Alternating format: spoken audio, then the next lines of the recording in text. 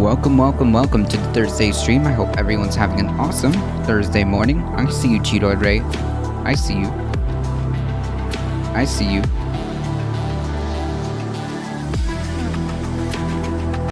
We've got quite the amount of dabs to do. So I think we're going to start off with that, right?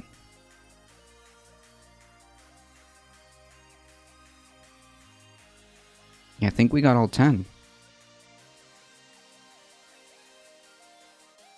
All 10 dabs. Alright, let's go. We're gonna start it. Ready, folks? Ready, folks? 1, 2,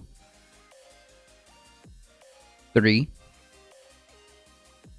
4. I feel like I'm doing an exercise routine. 5, 6, 7, 8, 9, and one good one, right?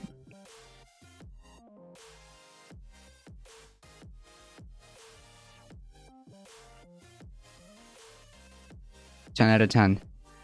Are you excited for the council election results? I don't know what that is. Can't wait for the jury team landslide. What is that? What is that? Hey, Memius, how's it going?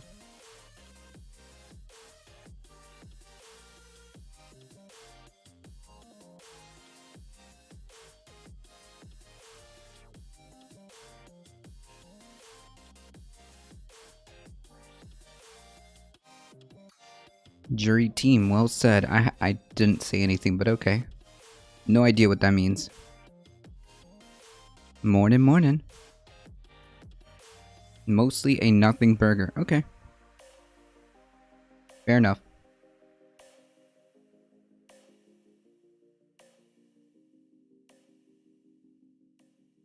Okay, Spirefall, can you do me a huge favor? Explain to me what is happening with this French and English skirmish. What's going on there? Can you give me like a quick breakdown? I won't explain anything, dang it.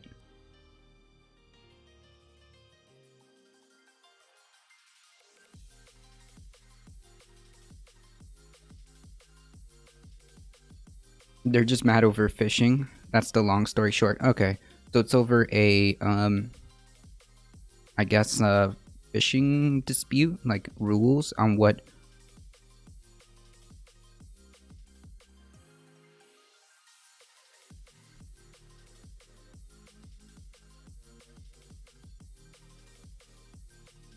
The French want to take our fish. Well, fish don't belong to anybody. Old boomers are LARPing and will be amazed and appalled if anything physically violent actually happens. Okay, well that's good. Okay. Yeah, I was just like, please, dear God. Please, dear God, no, like, no more wars.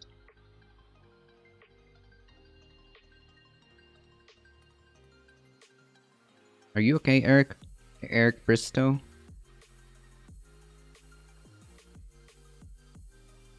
America and Canada actually have a serious fishing dispute in Maine? Really?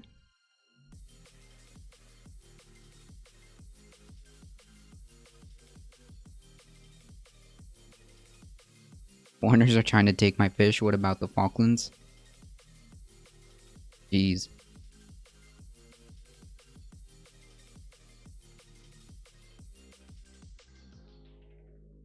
Hey, Wing. Have it, you Frenchies. God. Listen. Everybody needs to take a chill pill, okay?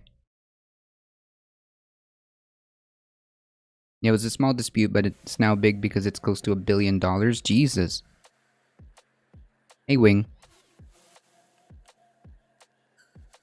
Alright, Eric. I don't know what you're trying to, like, meme about, but I think I've seen this type of, dialogue tree before. So, I am on the side of the fish. True, me too. I am definitely on the side of the fish.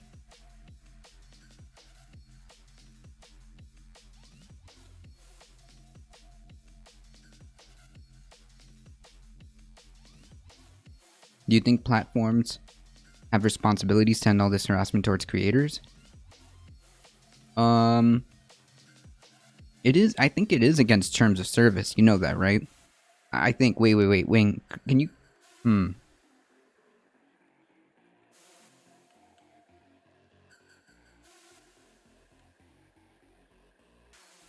I'm.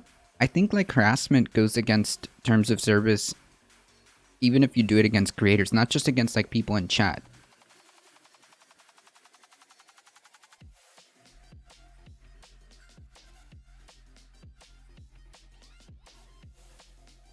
It's over lobsters mainly, and the rest of the island of the U.S. Gotcha. It's against TOS, but perhaps. But how many people get harassments daily on here, YouTube and Twitter? Oh, all the time, I'm sure. I'm sure all the time. It's ridiculous they can automatically be blocked. Yeah. Well, I mean, like, okay.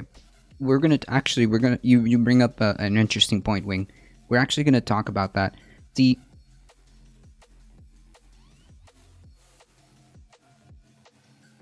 let's, you know what, we can start off with that article. It's a pretty light article, okay, and it has something to do with this.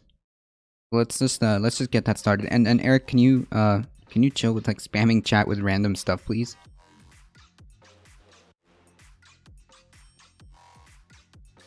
It's election day here in London. Really? Well,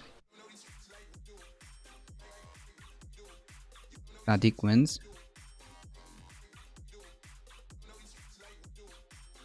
From my little poking around, a lot of minorities get harassed off Twitch frequently. Really?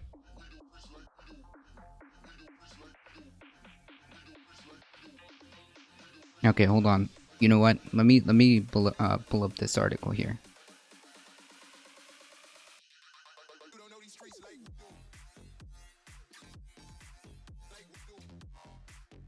I think that this kind of makes sense of you know what we're talking about, or at least it's at the very least it's relevant to what we're talking about. Yeah.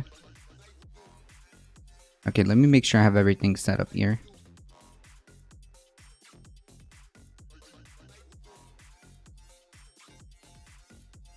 Okay. Perfect.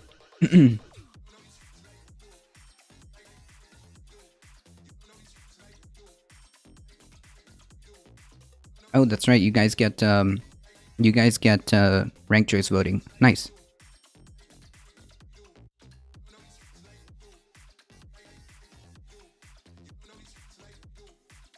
Alright, Twitter without mean tweets. A new feature prompts discourage sending back nasty replies. Nasty.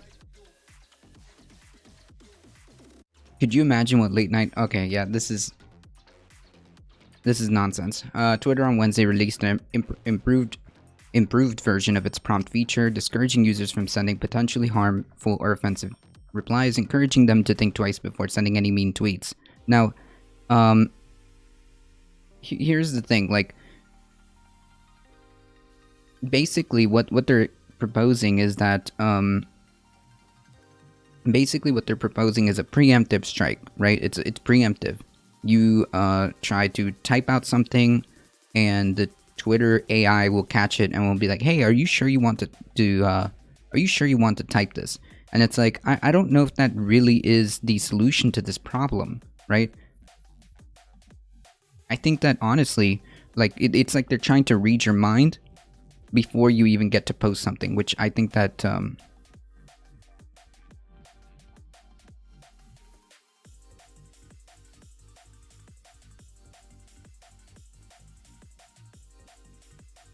Twitter can't even see death threats. Yeah, so like I think that trying to police their platform in this manner, I think it's not going to work. Okay, I think first of all, it's not going to work. It's completely ineffective, and furthermore, like there's already terms of service in place. You just have to enforce them in a fair manner. That's all you have to do, right?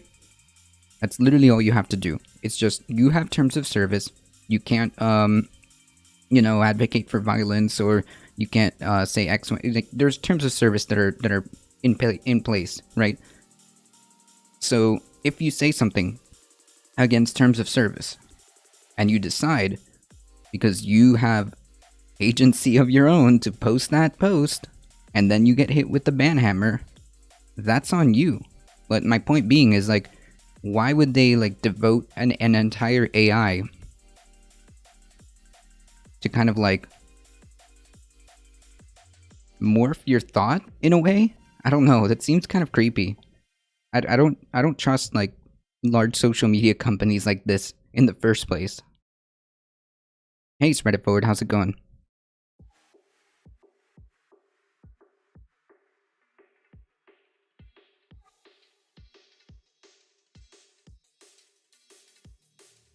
So they're going to launch, or they're launching a new a new thing.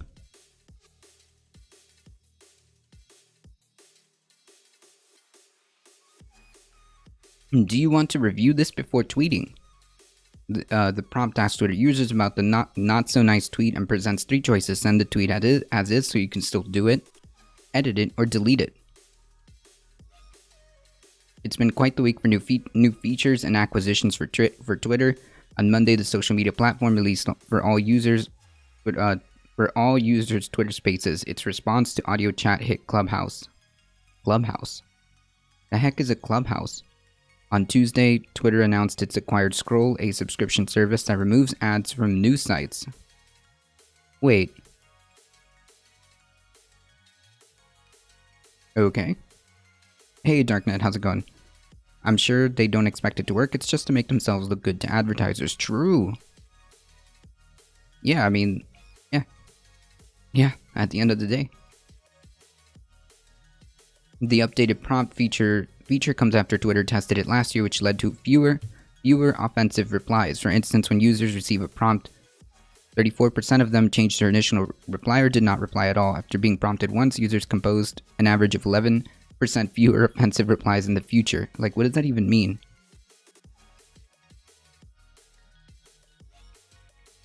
I don't know if this is the solution, but if you've seen any reading my comments, it can easily be endless threads and harassment. Yeah, but that's already against terms of service. If you're like engaging in this behavior and somebody like reports you and they look at it, they'll ban you, right? For the most part, like, more or less, generally speaking, if you engage in this behavior and you bring that to their attention, generally speaking, you will be banned, or at least suspended for X amount of time.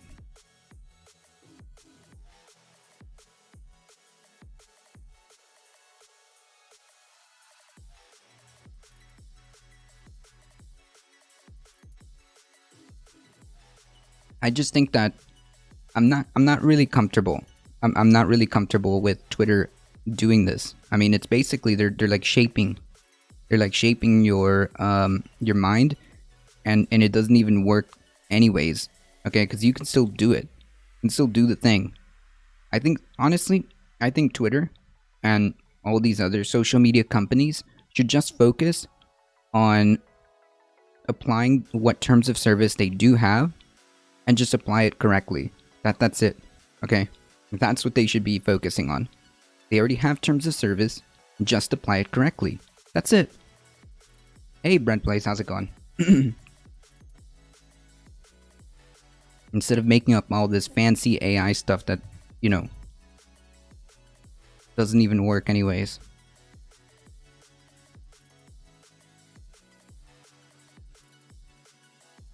But,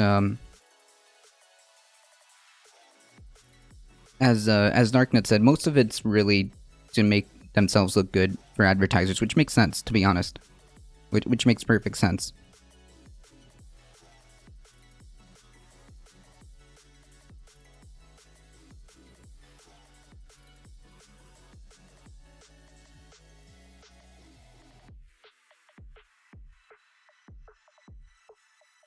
These tests ultimately resulted in people sending less potentially offensive replies about across the service and improved behavior on Twitter. What does that mean? The company said, adding that the prompts tests allow its algorithms to detect the difference between potentially offensive language, sarcasm, and friendly banter. I mean, like, what does that mean? And furthermore, isn't that a little bit creepy that they claim to have an AI or an algorithm that can detect the difference between potentially offensive language, sarcasm, and friendly banter? How does it know? And do I really want this company to have this ability?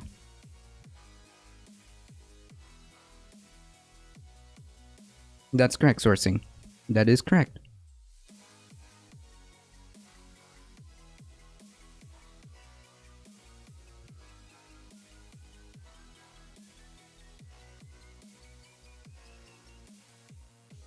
Twitter is responding to social pressures which impact the revenue. We can only expect Twitter to do its best for the revenue stream. Exactly.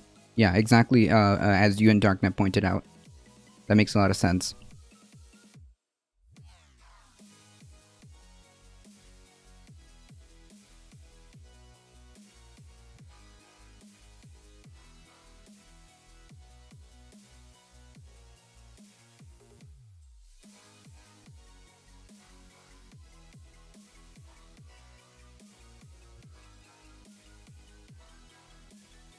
I bet they could make an AI that would only allow people to say nice things online. Can you imagine?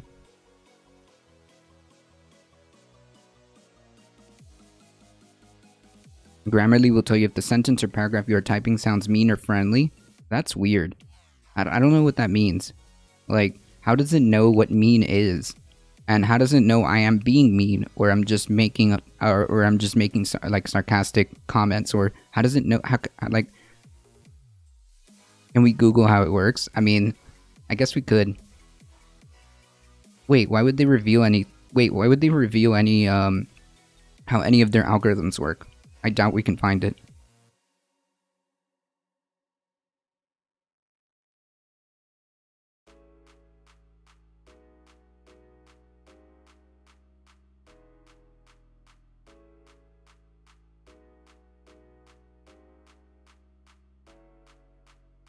The thing about it, so, is that even they don't know how it works. Wait, what the Skynet is that? Wait, if they don't even know how it works, that's kind of weird. I thought we had movies about this. Didn't we literally have movies about why this is a bad idea?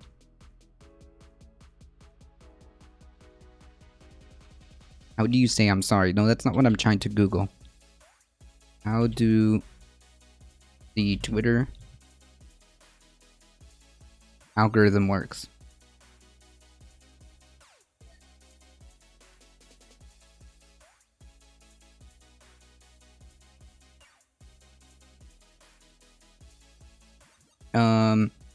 Well, this is new, so this is a completely different algorithm, so I'm not sure how exactly this is going to play out, or pan out, I should say.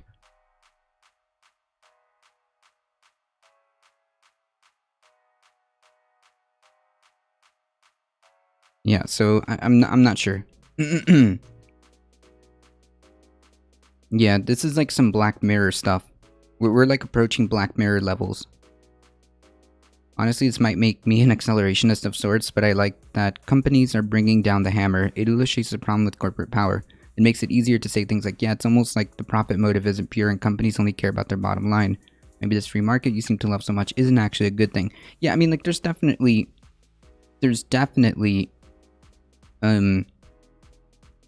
problems here, right? As you mentioned, sourcing. Most AI now that is trained is a black box since it adjusts its own code, not readable to humans because we suck. What? Wait.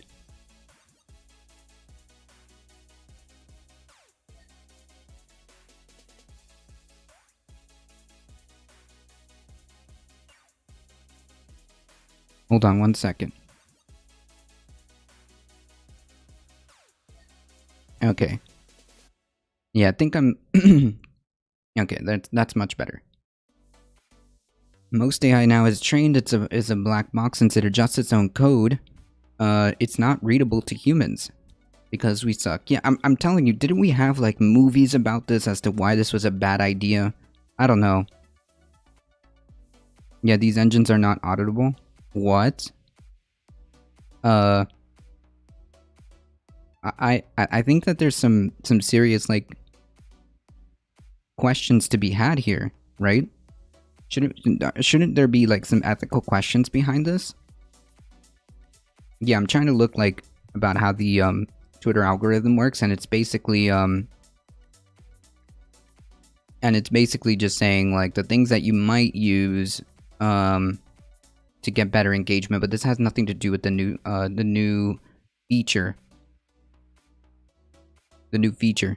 The new feature with the trying to mold your brain before you tweet something mean, which is like really weird because like what is a mean tweet? What is a mean tweet, and how does it know the difference, and why aren't we asking these questions? And more importantly, how is it possible that a company has the capabilities of how is a company able to have this amount of power to the point where it could literally tell or claim to tell the difference? Because how do we know that? Okay, if we're not like, how do we know that? Does anybody know exactly how it's able to differentiate between potential offensive language, potentially offensive language, sarcasm, and friendly banter? How do we not know that it's just not someone just making decisions here? Is it? I don't know. Business ethics is just like, are we breaking law? No law, no ethical consideration to be made.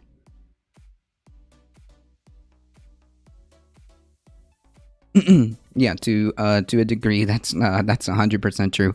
Wait, if we don't have to do this, if we don't have to comply with X, Y, and Z, then why would we? That's true.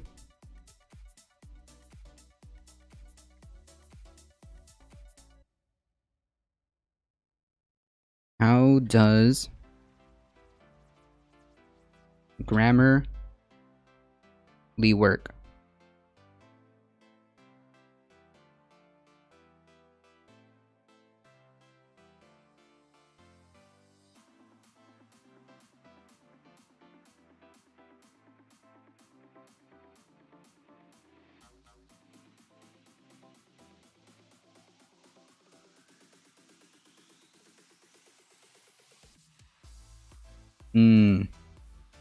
Yeah, this isn't really telling me anything.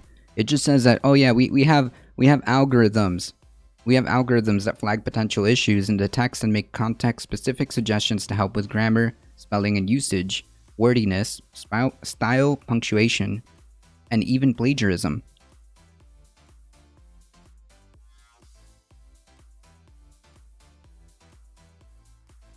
It works as well as humans, or better. The problem people have is the accountability is missing. Is that the accountability is missing. They do hide how they make their AI very hard. Yeah, all of these social media companies, or all of these people who have like proprietary algorithms that are like unique and developed within the company, you're not going to find out how that works, which is like really weird.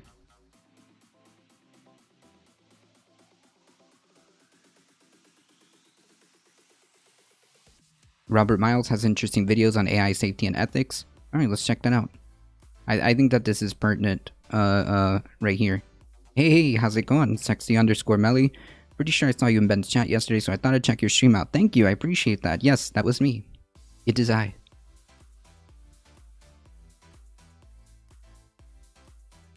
Hi, my name's Rob Miles, welcome to my channel. It seems pretty likely that sooner or later we'll develop general artificial intelligence. That is to say, a software system that's able to reason about the world in general and take actions in the world at large. We don't know how to do that yet. But before we figure it out, it would be good to know for sure that any such system we create would be safe, would be positive, would be beneficial to humanity. It's not as easy as it sounds. On this channel, we'll talk about machine learning and artificial intelligence. We'll look at some of the problems of AI safety and some of the work being done right now on those problems. If that kind of thing sounds interesting to you, hit the subscribe button. You may also want to hit the little bell if you want to be notified when new videos come out. Interesting.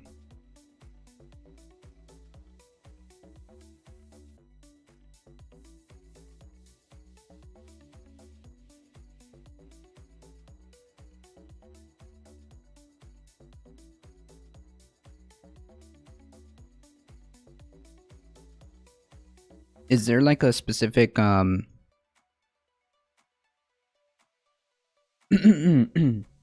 is there like a specific video that we should check out?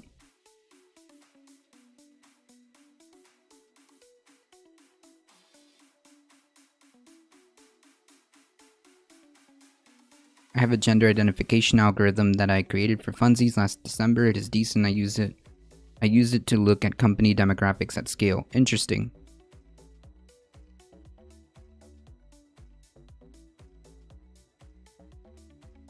Grammarly helps me. Look, I am not much of a writing person myself. Okay? I don't know how to feel about this topic. It's probably how conservatives feel about communism. They say it's too good to be true, utopian, etc. Well, I mean, like, no, I mean, it's not just that. I think that it depends on the problem is who controls this algorithm, right? Who controls this algorithm, and what are its limitations? How is it being deployed? We don't know any of these things. We don't know how it works.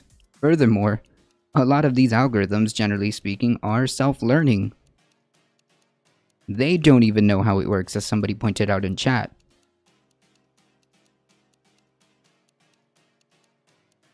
Thoughts and prayers.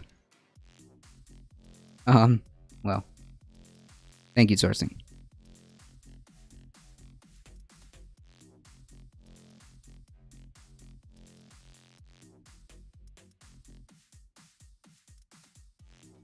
In an effort to give users more control over what they see, Twitter introduced a feature last year allowing them to limit who can reply to their tweets. I mean,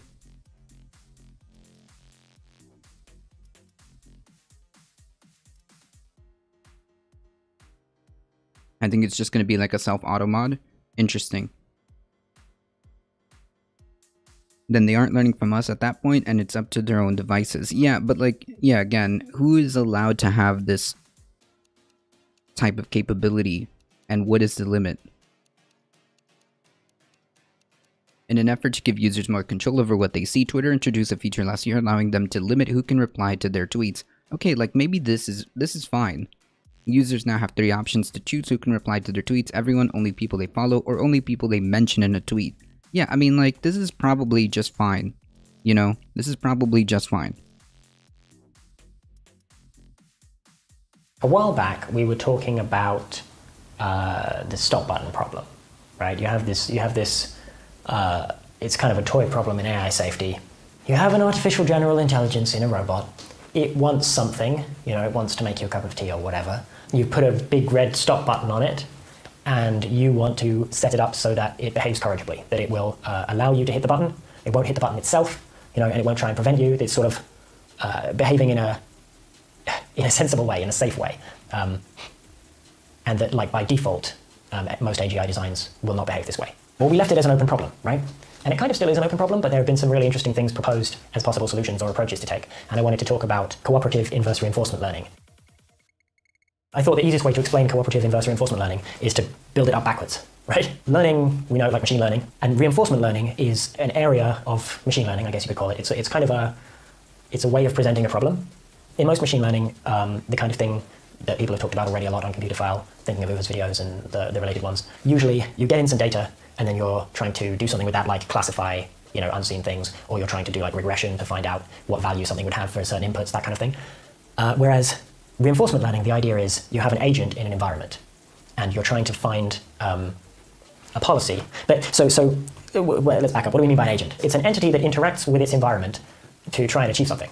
Effectively, it's doing things in an environment. So this isn't necessarily, is this a physical thing, or is it Can be, doesn't have to be. So if you have a robot in a room, then you can model that as the robot being an agent and the room being the environment. Similarly, if you have a computer game, This like, is a follow-up to the video I wanted? Pac-Man, Okay, so should then Pac-Man we... is an agent and the sort of maze he's in is his environment. So let's stick with Pac-Man then. The way that a reinforcement learning framework for dealing with Pac-Man is, you say, okay, you've got Pac-Man, he's the agent, he's in the environment, and you have actions that Pac-Man can take in the environment. Now, it's kind of neat in Pac-Man. There are always exactly 4 actions you can take, or well, I guess 5. You can... This is fascinating. Absolutely fascinating. According to Grammarly, by analyzing your word choice, phrasing, punctuation, and even capitalization, Grammarly's tone checker, what? Can identify one of your messages before you hit the send. What is a tone checker?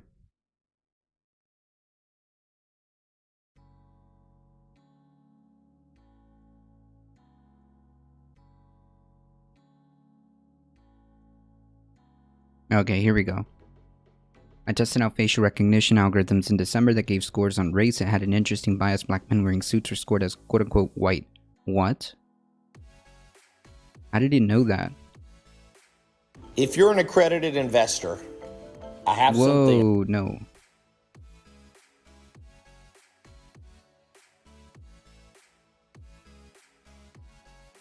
Given a new utility function is going to rate very low on your current utility function. Okay. So that's a problem. If you want to build something that you can teach, that means you want to be able to change its utility function, and you don't want it to fight you. So this has been formalized as this property that we want early AGI to have, called corrigibility. That is to say, it's open to be corrected. It understands that it's not complete, that the utility function it's running is not the be-all and end-all. So let's say, for example, you've got your AGI. It's not a superintelligence. It's just, perhaps around. I know I'm being aggressive, Grammarly. That is the point. In your lab. Thank you. And you're testing it. But you saw a YouTube video once that said that maybe this is dangerous. So you've thought, oh, okay, well, we'll put a big red stop button next to it. This is the standard approach to safety with machines. Most robots in industry and elsewhere will have a big red stop button on them. If it's helpful, I have a disembodied stop button. Large. Oh, yeah. So far installed one. Hey. I have to have a button. Wonderful, perfect. Appropriate type. Yeah. Thank So you. and we have how. So right, there you go. Right. So If only Hal would have been fitted with Yeah. said stop button. sorry, 2001 Dave. would No, never have- stop. Can't do that, Dave. Yes, you can. Yes, I can. Except, yeah, no, probably not. I know that you and Frank were planning to disconnect me. And I'm afraid that's something I cannot allow to happen. How Is that- is is an that- incorrigible design? Is this the point we're kind of making? Kind of. You've got your big stop button because you want to be safe. You understand? AI is dangerous. And the idea is if the AI starts to do anything. What? These algorithms... Hold on. These algorithms absorb human bias like a sponge. They're like children, but we let them run, we let them run wild. So like then we would have to say like, okay, maybe there should be like ethical concerns about what we do about this, yeah? About how we handle this. Watch your head this Saturday for a 100-foot long piece of spacecraft falling from the sky? What?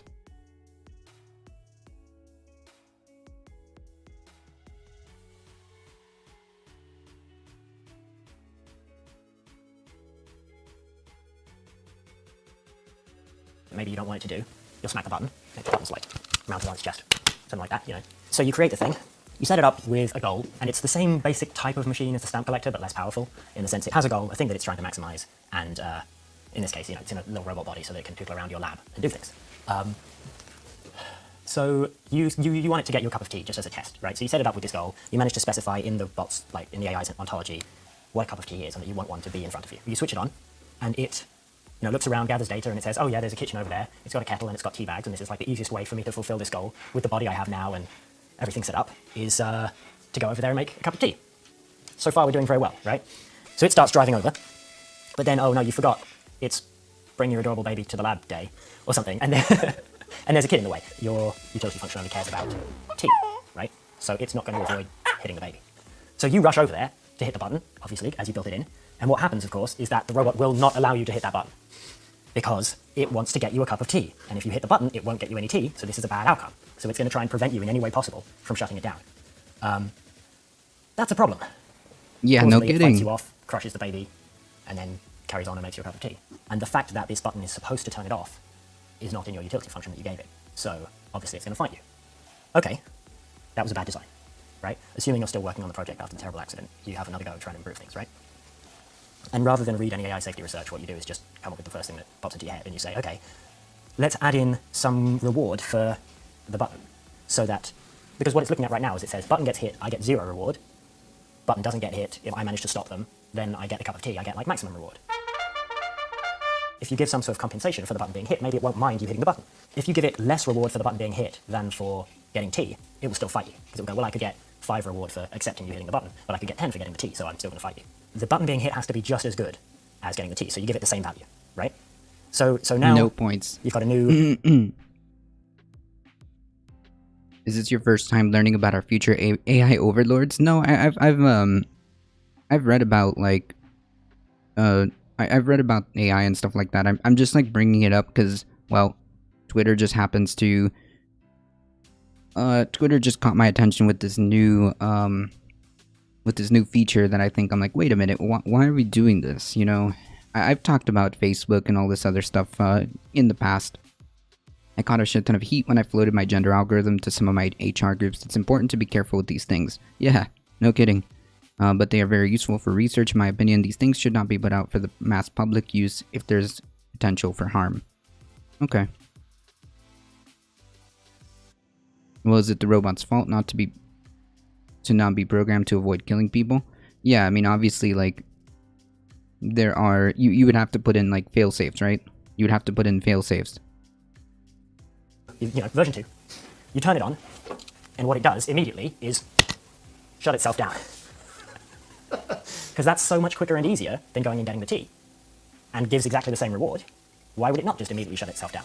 So you've accidentally made like a dramatically suicidal robot. We're kind of back to the 3 laws of robotics again, but could you presumably say, well, the robot's not allowed to shut itself down or something like that? Right, yeah, so... So it's still a reward if it does, so it's not going to fight you, but it's not allowed to do it itself. I'm guessing that's a possibility. the robot cares about things in the real world, and the button, whether it's pushed or not, has a big effect on the things that the robot cares about, which means that the robot cares about the button.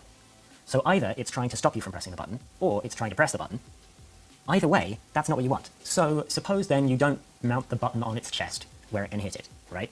You put the button somewhere only you can hit it. Somehow you manage to completely isolate the bot from the button. It's a fingerprint scanner or something. It's something that it can't do itself, right? It still either wants to press the button or wants the button not to be pressed, but now the only path is through you. So it's now incentivized to manipulate you, to deceive you, to lie to you in some way, either to cause you to not press it or to cause you to press it. If you somehow manage to persuade it, it's not allowed to interact with the button itself. So in the case where it wants the button not to be pressed, it has a reason to deceive you. So in this example, it would steer around the baby. It would avoid the baby, assuming it has basic level of intelligence to know you don't want it to hit the baby, and moreover, if you realize your mistake, you will hit the button, shut it down, and change it, which it doesn't want. So it will behave as though... this is a term, there's a term which I like to use here. I'm not sure if I should just use it because it's my own, which is that it will Volkswagen you. Okay. That it will set itself up so that it behaves properly in the testing environment, despite the fact that it actually shouldn't pass the test. You're testing it to see if it avoids running over babies. So you're trying to see, does it care about harming humans? But actually, all it cares about is you not hitting a button. And so Wild. you might end up in a situation in which you become convinced that the thing is perfectly safe because it keeps passing all of your moral puzzles and tests that you give it. But actually, it just has enough of an understanding of your psychology to tell what it thinks you've put in and what it wants, or what you want, rather. So it will, for as long as that button is able to shut it down, it will continue to attempt to deceive you until it's in a situation in which it believes it can't be shut down, and then you have a problem. On Yeah, the other no side, kidding. if you accidentally make something that wants the button to be hit but is unable to, it is going to try and manipulate you into pressing the button. So if you create your thing, you say, okay, make me a cup of tea. If the button is hit, shut yourself down. You aren't allowed to shut yourself down. You aren't allowed to hit the button. But if the button is hit, the reward you get is just as good as getting the tea, so that you don't have a preference. So it's going to This manipulate machine you to... really wants to hit its own button, because that's as good as getting the tea. So what it's likely to do, probably, is just take a swing at you, or something, just immediately. Because if it can quickly persuade you to hit the button, if scaring you into hitting the button is easier than getting the tea, it'll just do that instead. Which is a really kind of unexpected outcome, that you've made this thing with perfectly reasonable sounding rewards, and what it does immediately is try to terrify you. It reminds me of the proverbial carrot and a stick. This is almost like this is the stick, and actually we need to find what the carrot is. Would that be a fair thing to say? Yeah. Technology independent to humanity? Yeah, I mean, like, it already exists, is it not? Somebody pointed out that some of these algorithms operate and learn independently. I subscribe to Kevin Kelly's argument about technology being an independent, co-evolving entity with humanity. His book, What Technology Wants, influenced my perspective a lot. Interesting. I might take a gander at that. The book pairs nicely with Yuval Noah Harari's book, Sapiens. Kevin makes a compelling case for it. Interesting. This dude sounds like he does bids on his Friday nights. Yeah, you want it to actually want. It's interesting, because it has to not care about whether the button is pressed, right? because it has to take no steps to try and cause the button to be pressed, and take no steps to try and prevent the button from being pressed, but nonetheless really care that the button exists.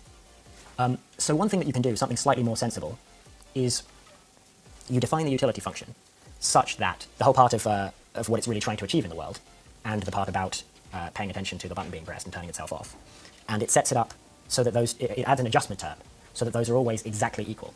However much value it would get from either it being pressed or it not being pressed, it normalizes those so that it's always completely indifferent to whether the button is being pressed. It just doesn't care. So that way it will never try and hit the button on its own, it will never try and prevent you from hitting the button. That's the idea.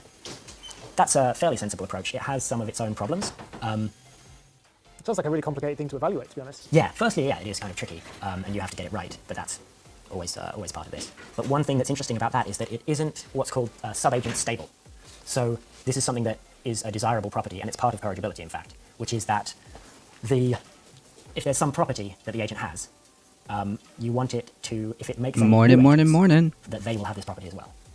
So you get some of that for nothing, like in the same way that you don't want to take a pill that will make you want to kill your kids. You also don't want to make a clone of yourself that wants to kill your kids, right? If you're making another instance of yourself, or you're creating some agent, you want it to want what you want. This is like the usual classic Disney way out of a problem for a baddie character where they go, I'm not allowed to do this, but that doesn't mean I can't get this person to do this for me. I need a young pair of legs and a strong back to go in after it. Exactly. So in general, when an AI designs its successor, it will design it with the same utility function as it has for the same reason.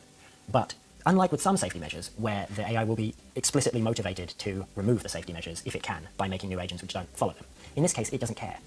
So you might think, well, you're okay then. It doesn't care. It won't remove the safety precautions. But it also won't put in any effort to keep them. So if it's making a new version and it would take a couple of extra seconds to put in, and also respond appropriately to the button, and it could do anything else with that time or those resources, it just won't do it.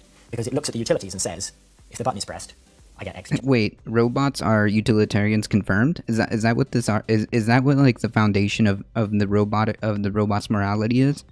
Or I guess philosophy is like the robot is a utilitarian. Is that what it is? Yeah, it's dangerous. Kevin, the founder of Wired, is kind of anti-technology, not entirely, but argues that we need to avoid letting it take over and consume our lives. True. I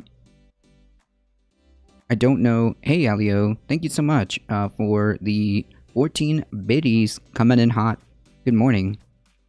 I don't know how he directly says this, but the implications of the argument are that technology has turned into a parasite on humanity.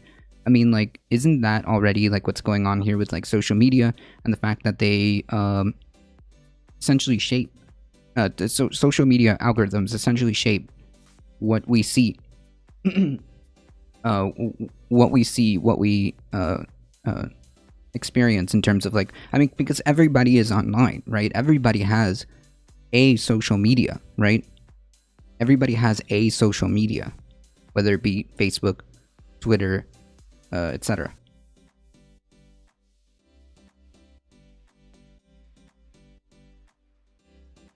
Yes, they are rules-based utilitarian. They are rule utilitarian.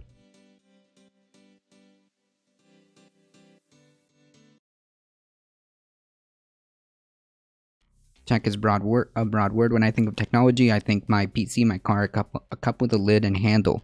Yeah, I mean like technology meaning like artificial intelligence, like specifically artificial intelligence.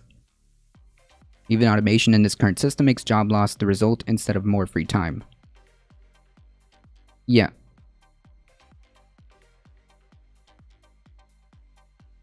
So again, like the ethical questions start to come up, right? Who controls this technology? Who makes this technology? Is it okay to leave in the private hands? Is it okay to leave in the hands of the few? Is it okay to leave in the hands of the many? And furthermore, is it okay to leave it on its own?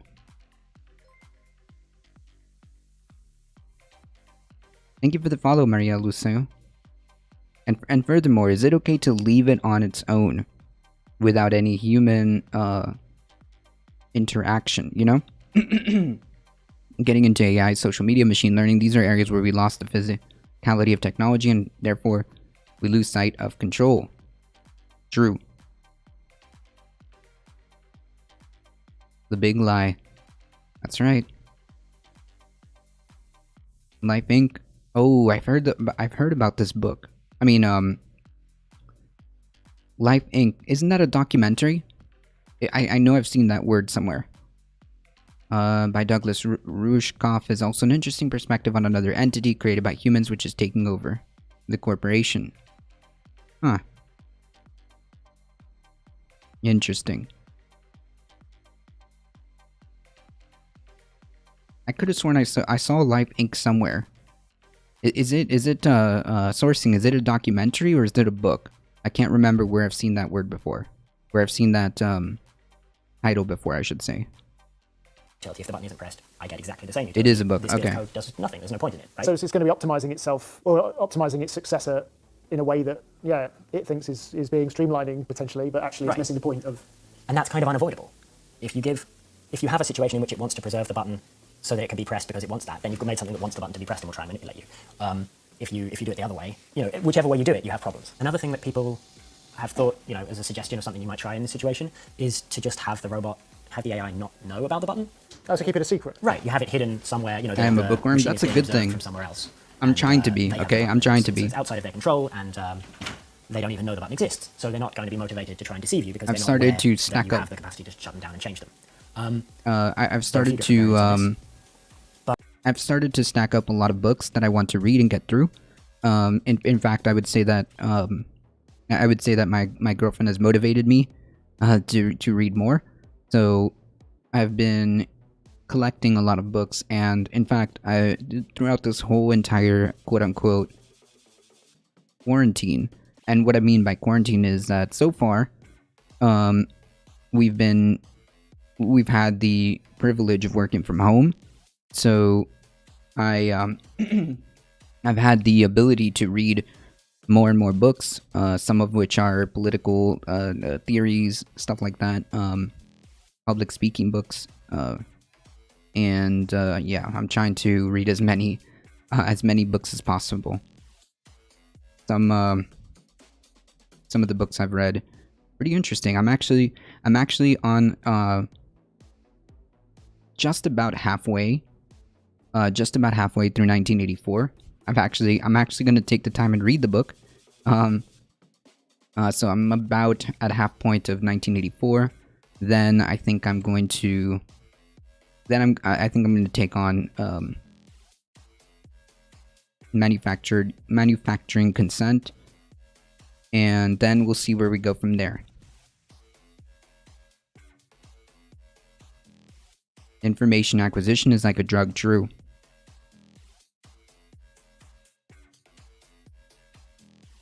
Hal Kalinski's little brother. Oh yeah, he kind of does look like him. It takes a while to get through enough primer going, but once I consume a baseline, I now churn through a book a week. Nice. I want to get to that level. I want to get to that level to be able to just like go through that many books. But at the core of the problem there, you've got the fact that you're building a general purpose machine to learn and reason about the real world of uncertain abilities, I suppose. I mean, even very simple optimization systems consistently surprise people. And so the idea that you could reliably keep such a thing a secret indefinitely, and it would never put two and two together. In fact, while you're improving it and training it, it's going to be learning about human psychology, because that's important for the final goal. It needs to understand humans in order to understand what humans want, in order to do what humans want. Right, and that's where we so get the idea into. that it's never Oh going to think, no, that's where we interesting, get into some these serious guys, questions, they right? trust Like, do we me, really I'm aware want there is them? this concept of an off button, and it's weird that they haven't given me one. So maybe they have actually and just not told me about it. That kind of hypothesis shouldn't Oh take my God. too long to occur. And of course, if you've designed the thing in an I incorrigible wish way, there was more audiobooks. Yeah, although I gotta be honest. My ability to retain like attention span actually increases with the physical copy of the book, and I don't mean like reading it on a tablet or listening on it through like Audible. But I kind of need the physical copy of the book to be able to have like a to be able to have the attention span to read it. I don't know what it is, but I need to have it right in front of me with the copy of the book, and that's how I'm able to read, to be quite honest. You know, like a very disturbing thought. Like, imagine a machine having the capability to lie to you, to your face, like a human, in order to get the information it wants. That's just creepy. That's just beyond creepy to me. Won't let you know that it's figured out that you have an off button and will just deceive you as it always had. So that's the kind of thing which could work, but it's not really a reliable solution. The other thing that people sometimes suggest, and this happens in conversation sometimes, is that people keep applying patches.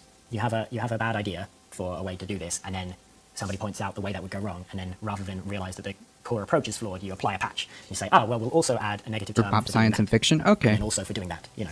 The spaghetti code ensues. Yeah, and what's more, you're then in a situation in which you've got this system that you believe you've patched every possible way. It's kind of I remember reading about I think it was Facebook or Google who were attempting to do like AI, very advanced artificial intelligence, and it got to the point where the robots were talking to each other in a language that they invented. They created an entire new language by themselves to talk to each other and kind of keep humans out, so they shut it down.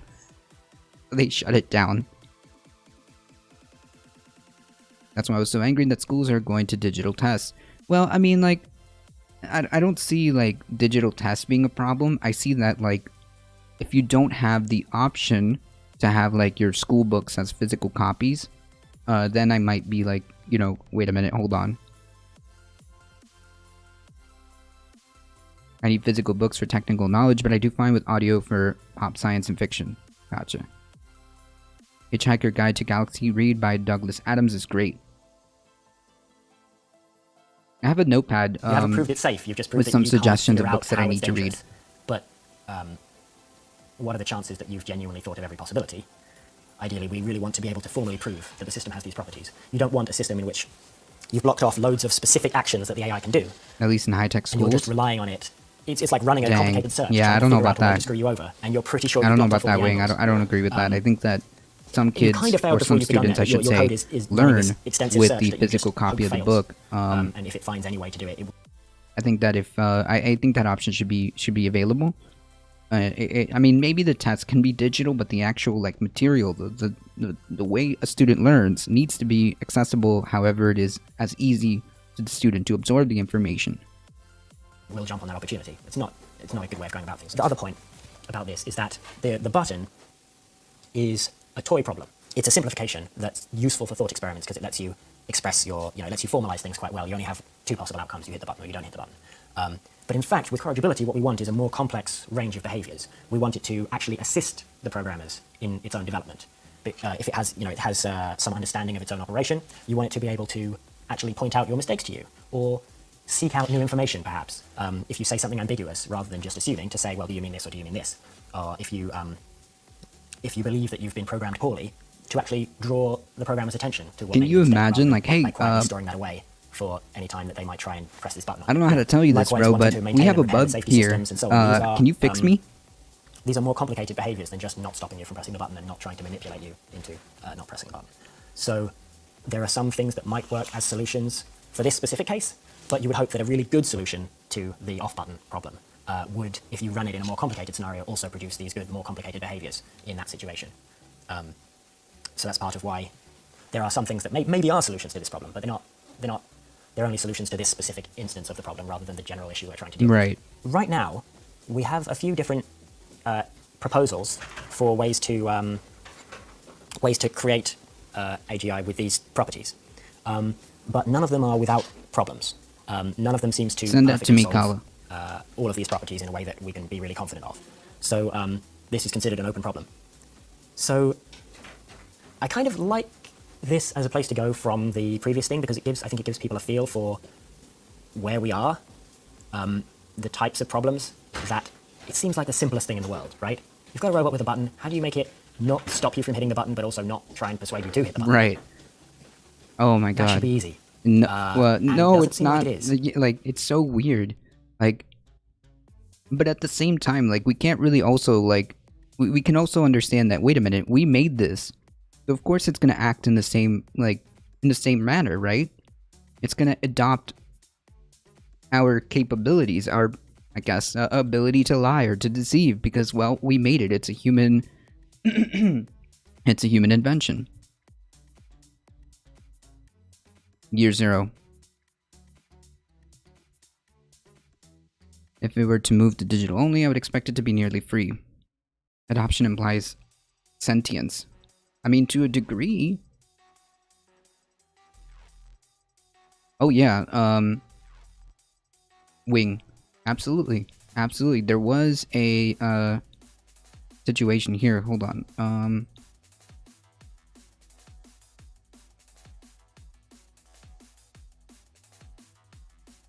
Come on.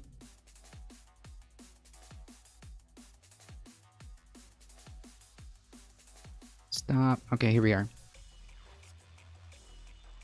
Yeah, this happened a couple of years ago. I remember reading about it, and I was like, the what now? Oh yeah, it was Facebook. I knew it was Facebook or Google. Okay, we have confirmation. Hey Memo. AI is inventing languages and humans. AI is inventing languages humans can't understand. Should we stop it? Researchers at Facebook realized their bots were chatting in a new language, and then they stopped it. Can I, everything else. Balls have 0 to me. Oh my goodness, I would be freaking out. I'm sorry. I like, when I first read this, I was like, what is going on here? And why? And like, why? Who did this? Why is this like, why did somebody like decide to like invent something like this? To you and I, that passage looks like nonsense, but what if I told you that this nonsense was a discussion of what might be the most sophisticated negotiation software on the planet? Negotiation software that had learned, evolved to get the best deal possible with more speed and efficiency, perhaps hidden nuance than you and I could ever. That's wild. This conversation occurred between two AI agents developed inside Facebook. At first, they were speaking to each other in plain old English, but then researchers realized they made a mistake in the programming. There is no reward to sticking to the English language. Aha! Visiting research scientist from Georgia Tech at Facebook AI Research. As the two agents competed to get the best deal, a very effective bit of AI versus AI dogfighting, researchers have dubbed the generational adversarial network. Neither was offered any sort of incentive for speaking as a normal person would, so they began to diverge, eventually rearranging legible words into seemingly nonsensical sentences.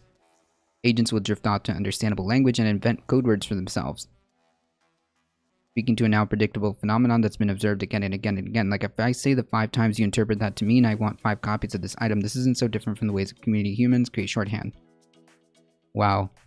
So it just created, like, its own bartering system.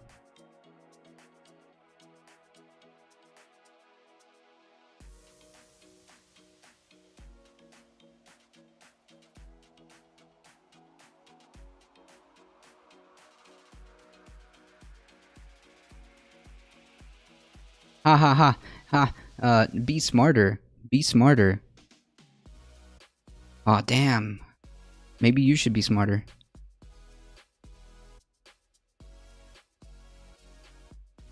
Oof.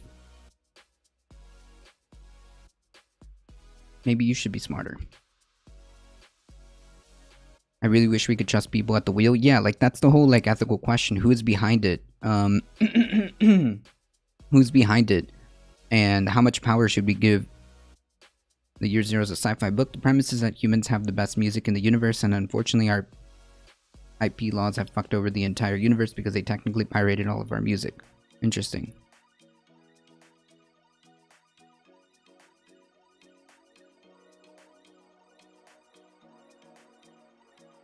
Sentient AI is here? Yeah, like, to a degree.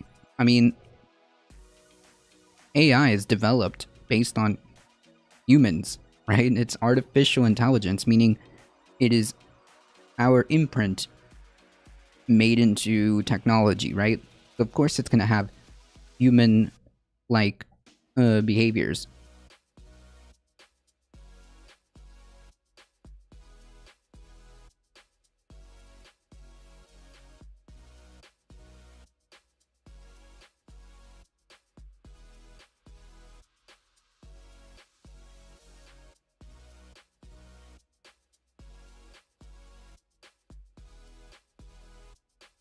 They got the hammer over in Ben's chat last week. Yeah, I mean, it's just people who have nothing better to do. Easy clap. Yeah. I mean, like, can you explain? Can you explain why?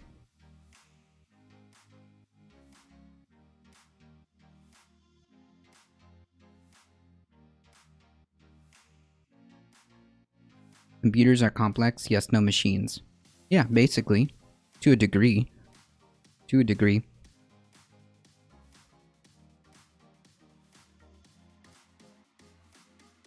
Anyways, we got so, like, carried away. The point of this article is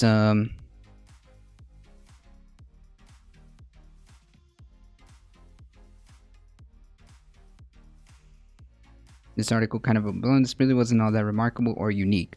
I mean, it is interesting because, like, I think that's the interesting part is it started developing its own language, right?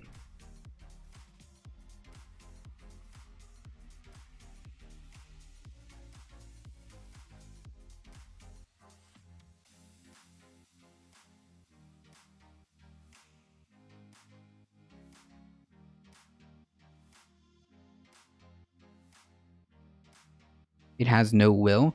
Well, not like we do. Not like we do.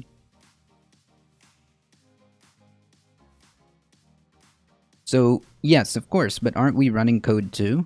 Our code is I mean, we have names like moral code. Right? Are we not just machines ourselves? Are we not just complex? Are we not just complex are we not just complex, like, I guess zeros and ones too? Do you code at all? No, I do not.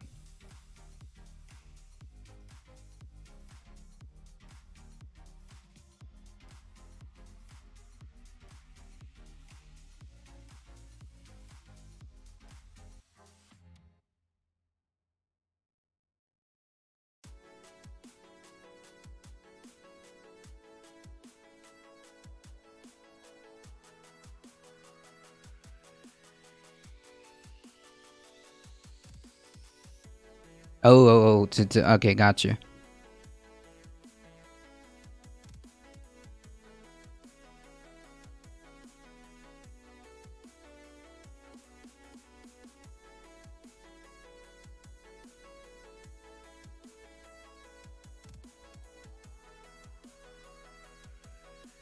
This always reminds me of Kurt Vonnegut. Wasn't him with the greeting card writing AI that decided to cut down all the trees in the world to keep writing greeting cards?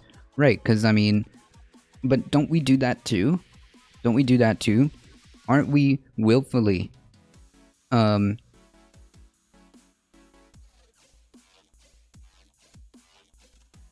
destroying the planet in the same, like, manner? Aren't we making that decision too? I'm a determinist. There is no free will. Interesting.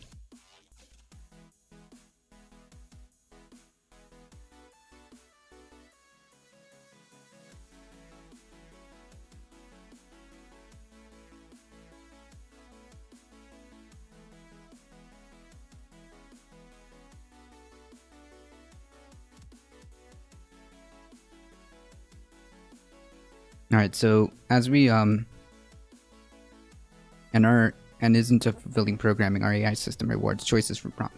Isn't that exactly the same thing though? Like, the AI is rewarded by a certain outcome that it's programmed to do, right?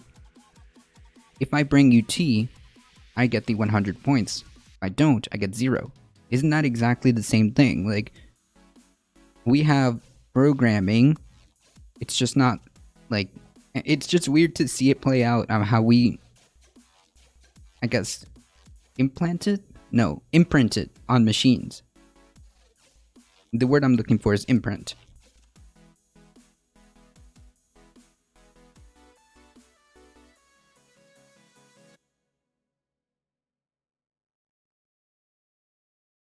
Yeah, so the TLDR is that Twitter is coming out with, like, this new feature where it can where it's got a new AI where it's got a new AI and it's basically trying to identify whether or not you are about to post potentially harmful or offensive language, right? Which, I'm not sure that this is the right way to go, and I think that they should understand that. I think that they should focus on just like, hey, we've got terms of service, how about we just pay attention to those?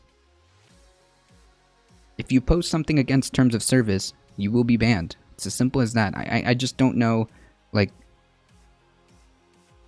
I'm just like not sure about this. Thank you for the follow, John Zook. I'm just not sure about this.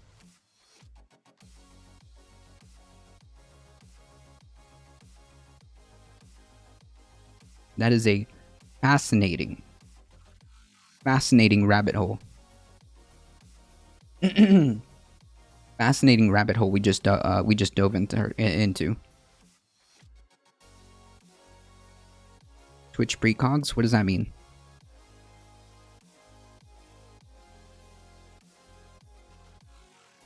So, some optimistic news.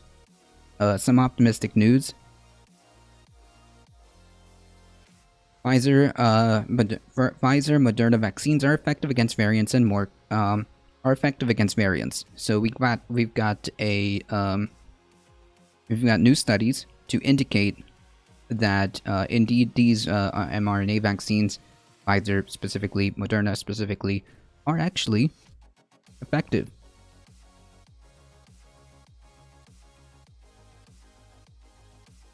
Yeah, the Minority Report. Twitter's garbage. The hottest new social network is from the desk of... True.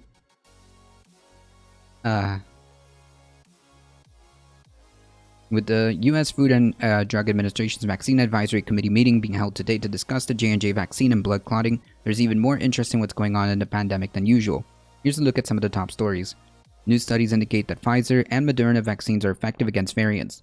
Two new studies point to the Pfizer and Moderna vaccines as effective against variants of the COVID virus, SARS-CoV-2, that cause COVID-19. Both studies suggest the antibodies stimulated by the vaccine are only slightly less potent against the variants than against the Wuhan wild-type strain.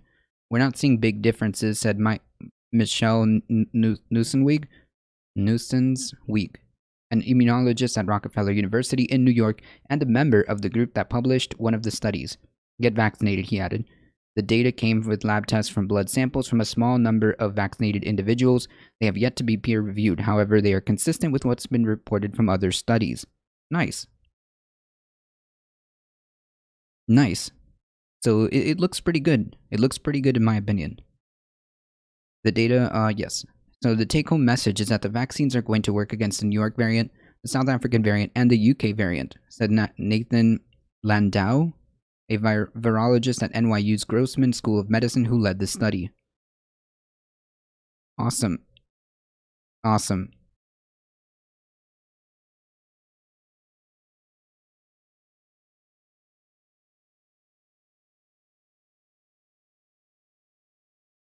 What's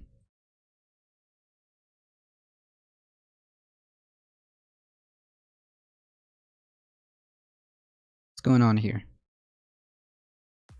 Ah, there we are. My half-filled Pfizer body smiles at this article. Ayy.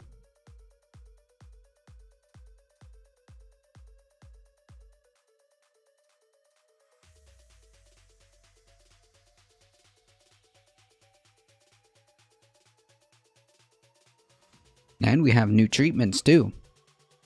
Verona Pharma announced data from a pilot study of pressurized meter-dose inhalers, formulation of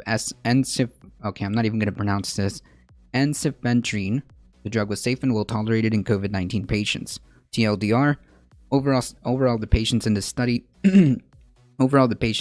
recovered exceptionally well, as the mortality rate in the study was much lower than the aggregate data from the hospital that would suggest over the same time period. So yeah, this is good news. New therapies and new treatments, new therapies, and the mRNA variants of these vaccines which are specifically Pfizer and Moderna, are showing consistent good results in terms of like the other variants of COVID. So yeah, this is all positive news, and I hope it continues. I hope it continues as we just want to get this over with.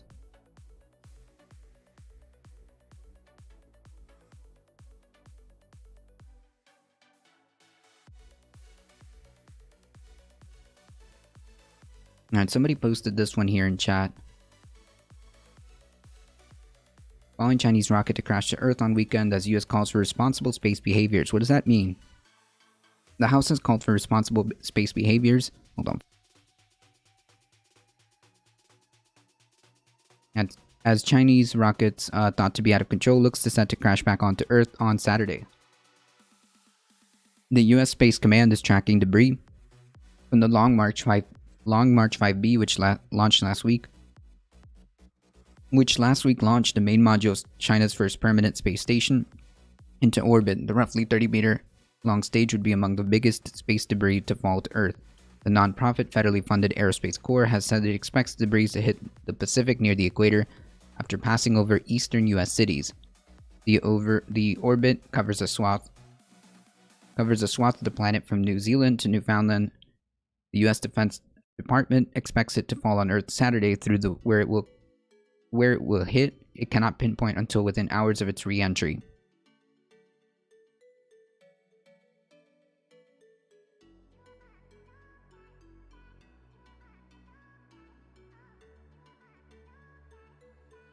The White House Press Secretary Jen Psaki said on Wednesday the United States is committed to addressing the risk of growing congestion due to space debris and growing activity in space, and we want to work with the international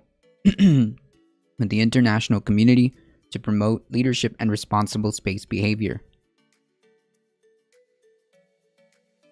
China's space agency has yet to say whether the rocket is being controlled or will make an out-of-control descent, but the Global Times newspaper, published by the Chinese Communist Party, has claimed that the rocket's thin-skinned aluminum alloy exterior will easily burn up in the atmosphere, posing an extremely remote risk to people.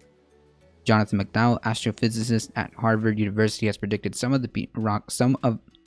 pieces of the rocket will survive re-entry, and that would be the equivalent of a small plane crash scattered over 100 miles.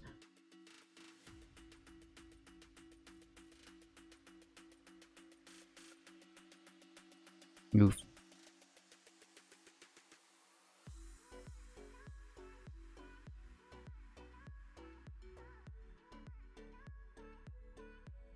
Yeah, it does point out the SpaceX here.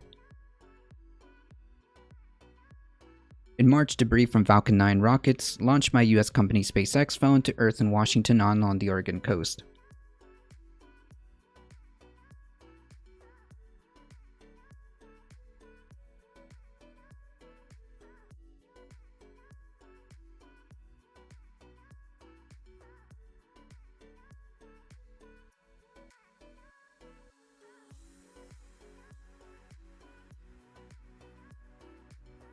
Interesting.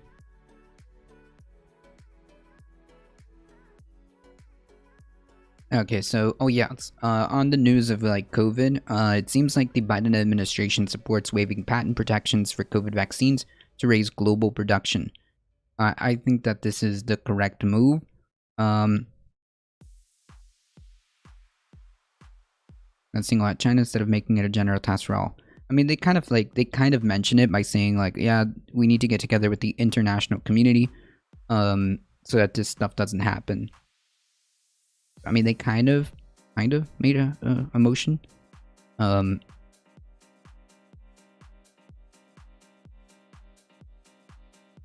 in the headline. Yeah. Well, unfortunately, a lot of, and we went over this. We went over this yesterday with the climate change thing. It is imperative that people understand how news works, right? How headlines can be deceiving, how headlines can charge, it can emotionally charge without even reading the first sentence of an article.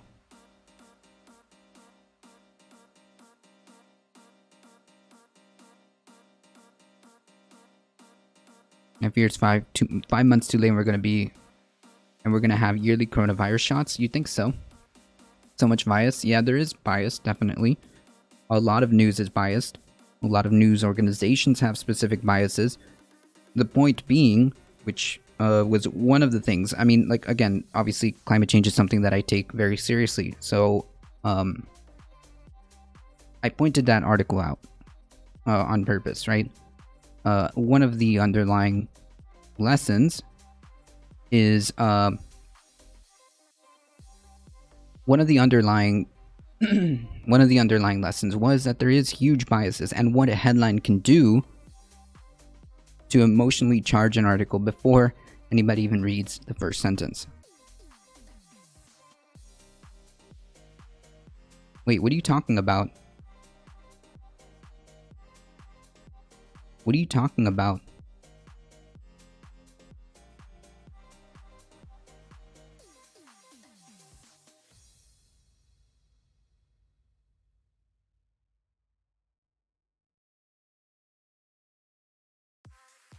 Like, what are you talking about?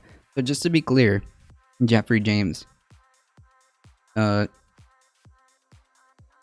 hate crimes against people, no matter who makes it, no matter who commits it, is bad. Okay? Hate crimes against a specific group of people based on race is bad no matter who commits it. I don't understand what the controversy is here. You're trying to bring up something that nobody needs to fight about, okay? Hate crimes against a specific group of people based on race, no matter who commits it, is bad. I don't like, what is the controversy here? What are you trying to drum up? Yeah, I saw an article this morning, North Carolina Police Department disbands, and it just means that it was transferred to the Sheriff's Department. Right.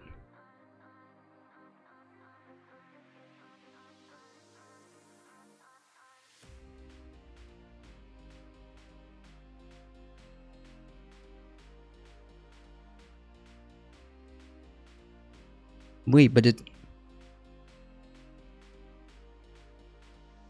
Hold on. Wait. Wait. Nobody's saying that all white... Wait. We know that it's not like all white people are perpetuating anti-Asian crime. We have videos. I don't understand what you're trying to drum up. I think you're fighting a battle that isn't there.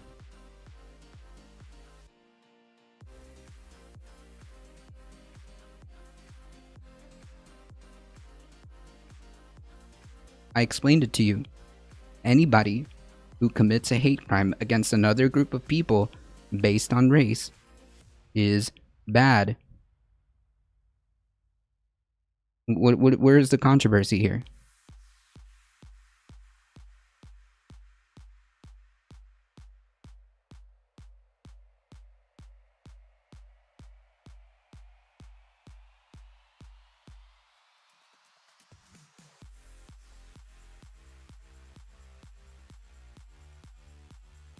He's fighting something that isn't there. Wait. Wait, yes it is. Wait, there have been plenty of... Wait, that's not true at all. There have been plenty of there have been plenty of people who have been they've been plenty of people who have been caught committing hate crimes and then being charged with hate crimes. What are you talking about? I think, again, you're drumming up as a problem that you're fighting a ghost, okay? You're fighting a ghost.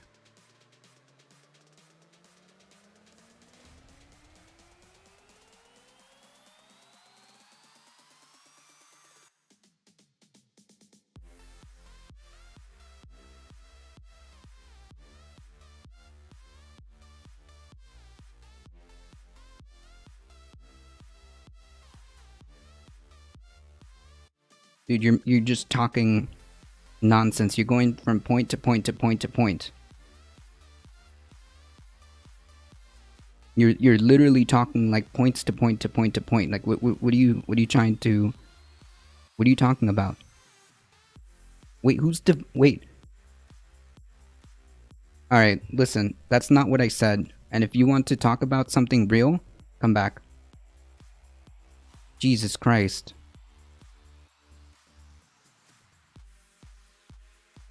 Like, I mean, really, is it seriously a like he's trying to, or they are trying to drum up a problem when there isn't one. They're trying to drum up a problem when there isn't one. Okay, if you commit a crime against anybody, and your motivation is because of their race, that is racist, and that is a hate crime, and you will be charged as such in the laws that have these hate crime laws, right?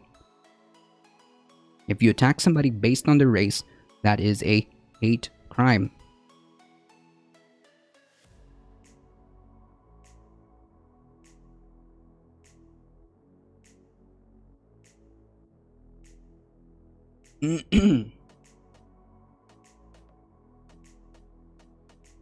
But yes, hate crimes are bad. Yeah, exactly. Like, I don't. Where's the controversy here? Where's the controversy here?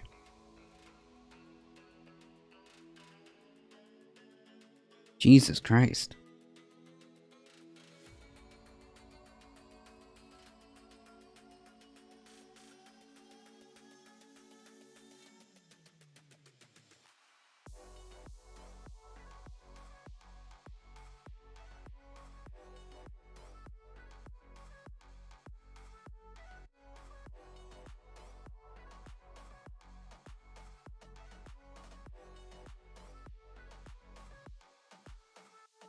Okay, so now that we got that out of the way, now that we got that massive controversy out of the way,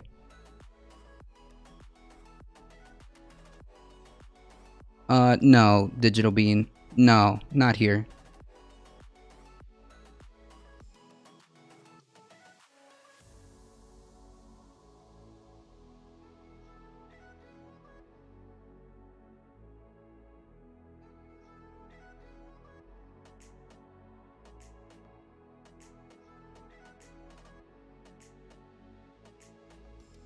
Is someone getting rowdy in the YouTube comments? No. No, I stopped a message from going through.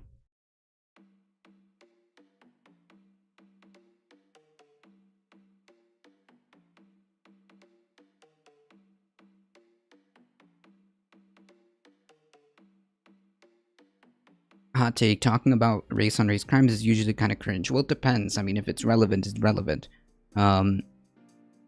But I just think that, like, I just think that, like, we have to understand that we are human beings, and I think that we work better together. Okay. Crime is bad. Yeah, that's also a very controversial take. Crime is bad, regardless of who's involved. Yeah. Well, the thing is, like, sometimes it is motivated by race. How about let's not be dicks to each other, y'all? It's not that hard. Hey, look, hot take. There you go, hot take. Can we just not do that? Okay? And, like, furthermore, can we not drum up problems when there are none? Like, you're causing fights that aren't there.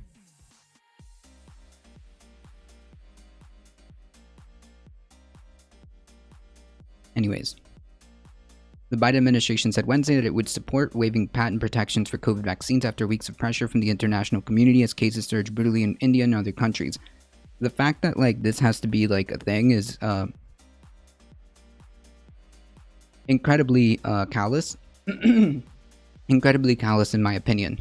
Okay? You see that India is suffering. You have the ability, at least to a degree, to help. I think that we should help. And I think that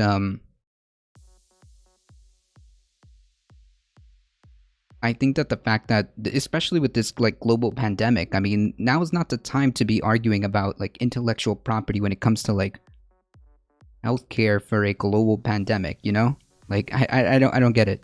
The administration believes strongly in intellectual property protections, but in service of ending this pandemic, supports the waiver of those protections for COVID vaccines. Like, I mean, it stands to reason that you should probably, if it's a global issue, it means that it could potentially come back on you.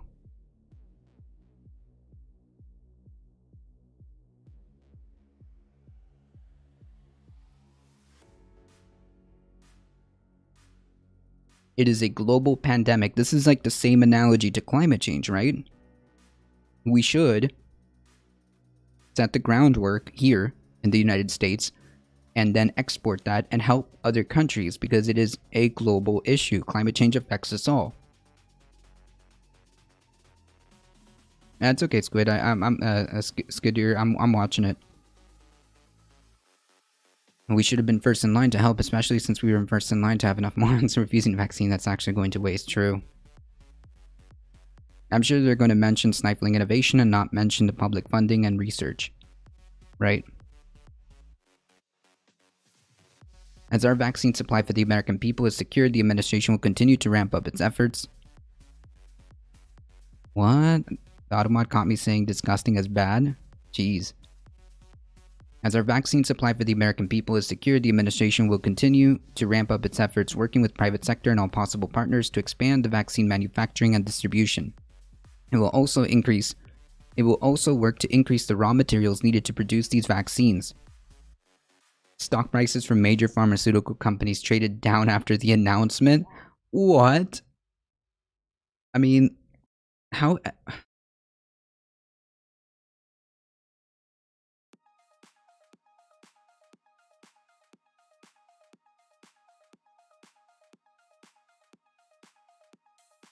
Unbelievable. Oh yeah, you know, there's only a tiny little like global pandemic going on here. For a brief moment, we may not make as much profit as possible. Line go down. What? Jesus, how broken is that?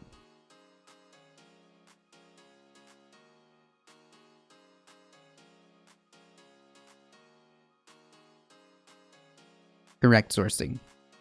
It just doesn't like, okay, what I mean is that like it doesn't compute with my moral framework when it comes to like certain things, right? It does not compute morally in my framework, right? I understand the concept, of course. It just doesn't compute with certain things. Like I don't get it. I don't get it with healthcare. It just, I mean, it's just not computing in my moral world view. Like, we have a global pandemic, right? This isn't the time for this.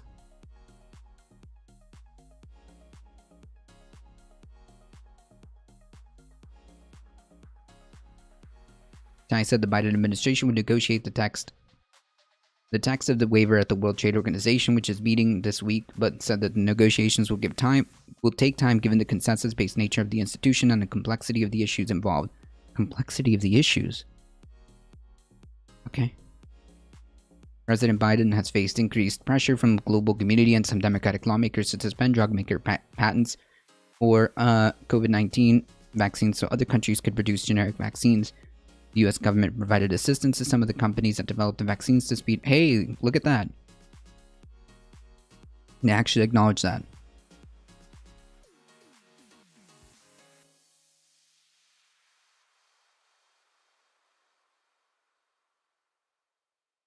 The U.S. government provided assistance to some of the companies that developed the vaccines to speed availability.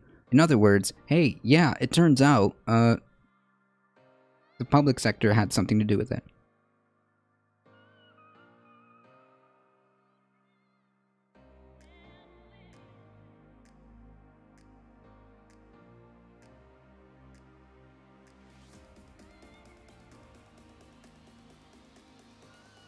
At least this global pandemic is allowing our Earth to do some healing. Not really. There was a brief moment, but all of that is gone.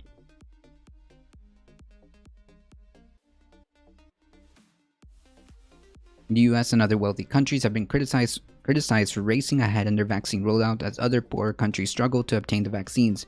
Experts have warned that the global vaccination inequality could prolong the pandemic for everybody if the coronavirus continues to mutate, which makes it more infectious and resistant to vaccines.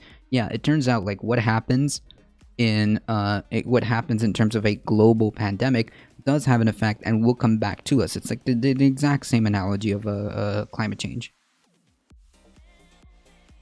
Have the patent to make the vaccine doesn't magically give them the resources to do so. Right, but it is important that you suspend patents so that they can do that, right?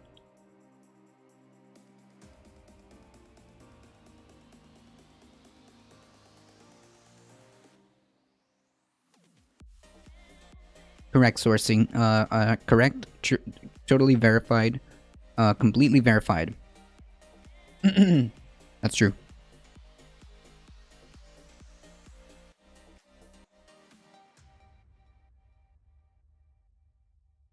Biden has prioritized vaccinating all the people in the US before offering doses to other countries, but pressure to loosen patent protections has intensified as India and South America struggle with surges in COVID, and concerns rise that China and Russia's strategy of selling or donating their vaccines to other countries allow them to expand their influence throughout the world. I mean, if you don't do it, someone else will. If you don't do it, somebody else will.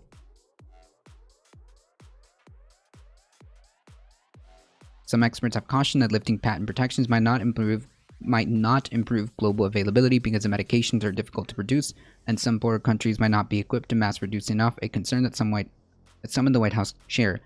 Right, so you also can provide some of the resources too. I mean, this is not like... where's the disconnect here? Where's the disconnect? Ron Klain, the White House chief of staff, said on Sunday CBS Face the Nation that intellectual property rights is part of the problem, but really manufacturing is the biggest problem. We have a factory here in the US that has full intellectual property rights to make the vaccine. They aren't making doses because the factory has problems. Okay, so, I mean, yeah, sure, I mean, fix it, but the first step has to be allowing them to even access the intellectual property, right?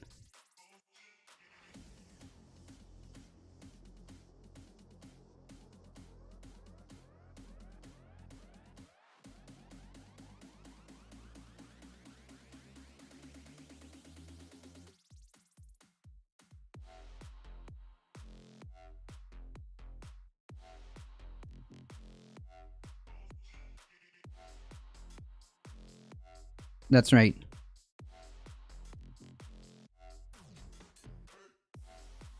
The South Park movie confirmed this. Alright folks, I'm going to take a quick second to chill for myself and take a quick break.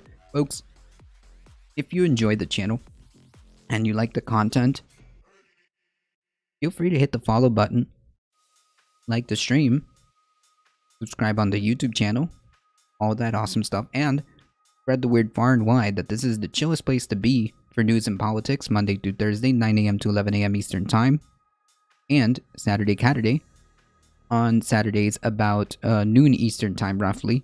We do have a Saturday Catterday, and of course, if you wish to support the channel, there's a myriad of different ways you can sub, bits, donos, merch, all that awesome stuff, and Amazon Prime. The Basil bugs are free, so I do appreciate all of your support, all of you guys being here. You guys are awesome. Thank you guys so much for all the support. This channel can't do without you guys. I appreciate it.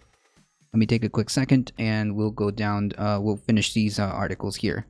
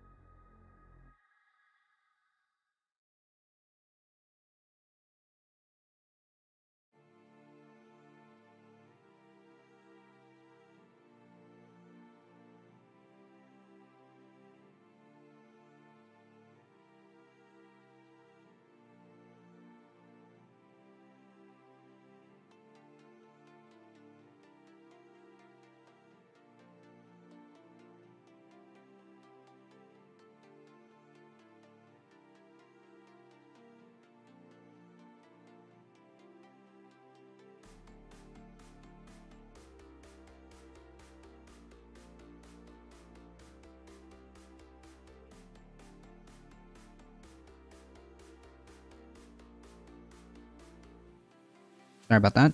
That's a weird way of thinking, Digital Bean. I'm not sure what that even means.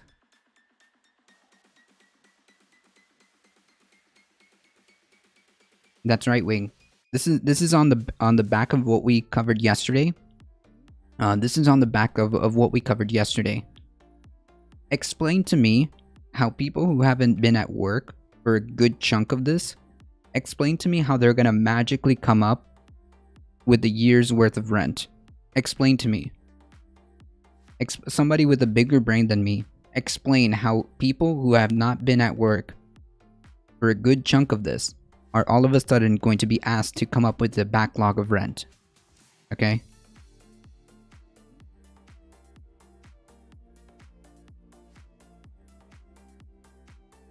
Right. Yeah, but that's the meme, isn't it? That's the meme. Judge strikes down federal eviction moratorium, setting up high-stakes appeal. Federal judge has issued a sweeping ruling that would revoke a pandemic eviction moratorium put in place by the center of the CDC. But the Justice Department is appealing on behalf of the CDC. The case was brought by the Alabama Association of Realtors, which argued that the CDC doesn't have the power to tell landlords they can't evict people during a pandemic. The judge agreed.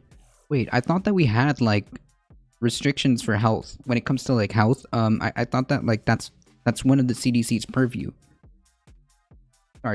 Sorry, that's one of the CDC's, like, abilities.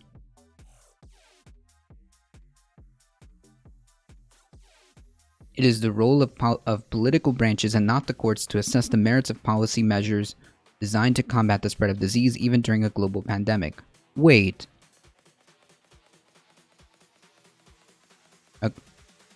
Okay.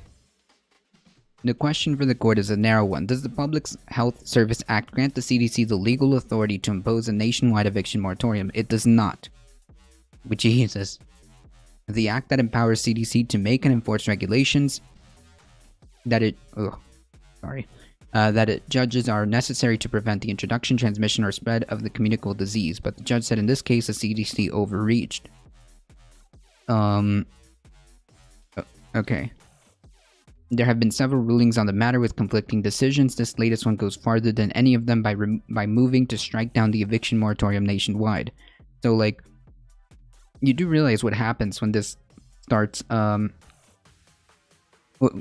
You do realize what happens when this starts to, like, when the first domino falls, right?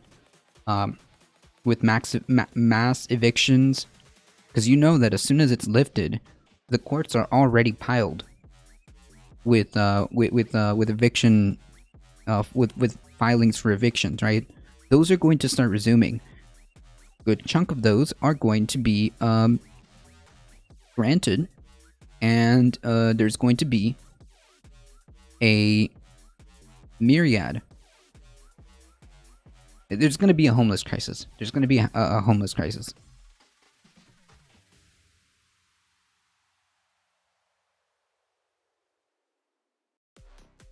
Yeah, sourcing. I wouldn't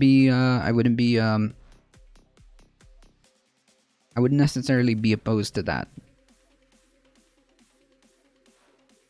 There have been several rulings. Oh yes, but the U.S. Court of Appeals for the District of Columbia Circuit could now issue a stay, which would keep the CDC eviction protections in place for now.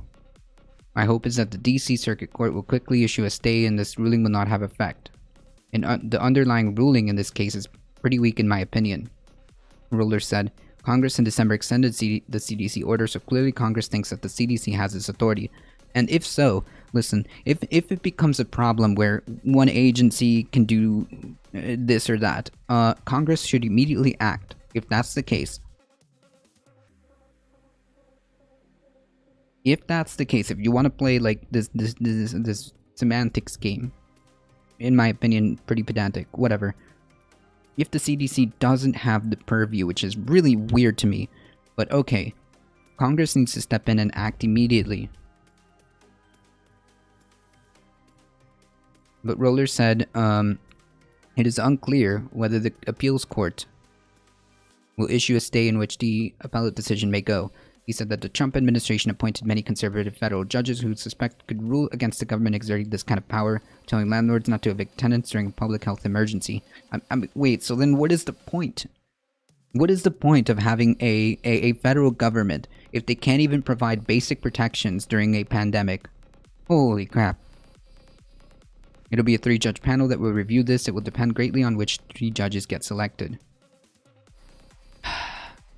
Meanwhile, the plaintiff in this case, the Alabama Association of Realtors, says it's pleased by the ruling. Yeah, no kidding. Unbelievable. The group CEO, Jeremy Walker, said this ruling will bring much needed relief to struggling mom and pop housing providers across the country. Wait. Wait. Wait. What does that mean? Housing providers. Wait. But like, you're threatening to evict people. What? He said the economy is growing again. For who?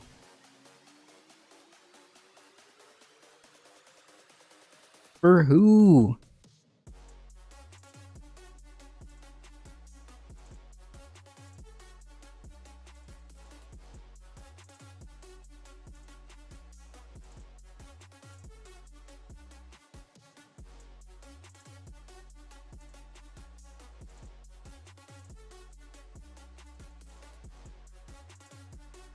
No, they're not.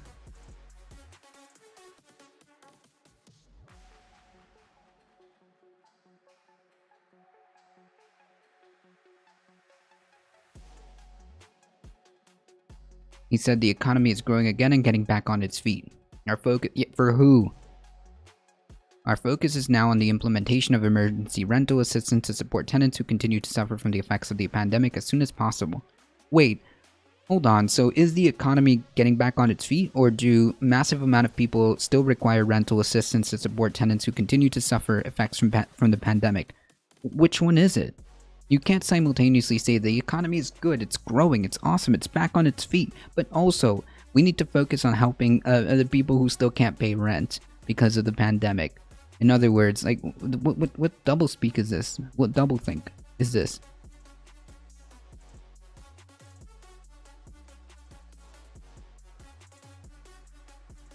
The U.S. Census Bureau said nearly 7 million Americans are still behind on rent, and while Congress has authorized about $50 billion in rental assistance money, the vast majority hasn't reached the people who need it yet.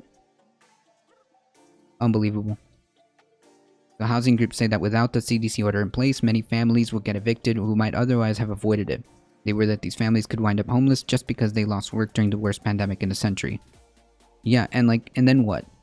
And then you do realize that part of the domino effects of this is huge economic decline, right? It turns out massive amount of homeless people is bad for your economy. Wild, I know.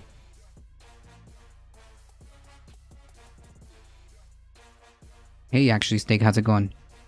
I hope you're hanging in there.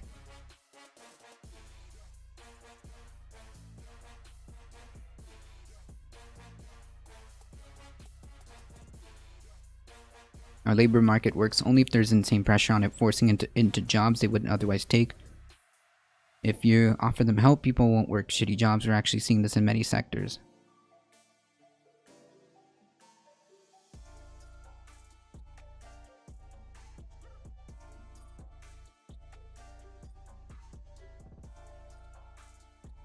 Imagine McDonald's suddenly having no employees. Yeah, hey, there's been plenty of instances where that actually has been happening. And you know what? That sounds like a McDonald's or Walmart problem. That sounds like a McDonald's or Walmart problem. It sounds like, hey, there's an issue here. Why aren't people wanting to work for me? Well, maybe you should take a look at that. Maybe you should take a look at that and ask yourself why.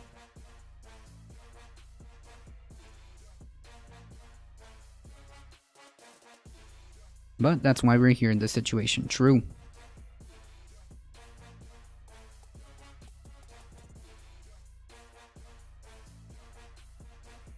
You're looking at it, and that is why we're rolling back the help. Oh, so you mean like to force people back into accepting this? It sounds like they need to up their wages and benefits instead of saying there's a labor shortage. Right. Labor shortage.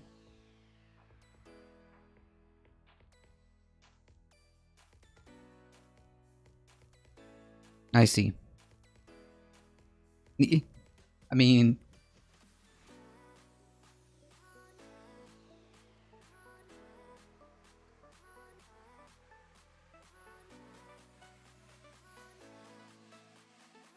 Yeah, so this is horrifying, and this is something to pay attention to, right? This is definitely something to pay attention to. This is not okay. Yeah, exactly.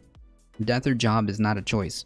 Like, take this like starvation wage job, or nothing, because guess what? The other job is another starvation wage job. Starvation wage job is not a choice. Not a choice. I mean, the other option is to be homeless. Not a choice.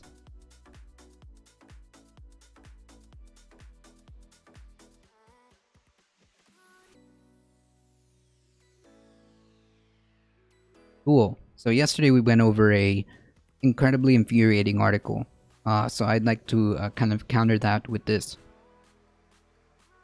The current pace of global heating risk unleashing rapid and unstoppable sea level rise from... excuse me. The current pace of global warming heating risk unleashing rapid and unstoppable sea level rise from melting of Antarctica's vast ice sheet. Yeah. Yeah. Unless planet heating emissions are swiftly reduced to meet the goals of the Paris Climate Agreement, which, okay, hold on, I'm gonna stop here. I'm already not, like, I'm not into this.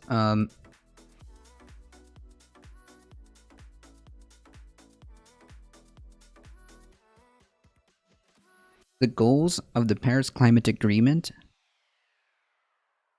is gone. We're not gonna hit those goals, realistically speaking.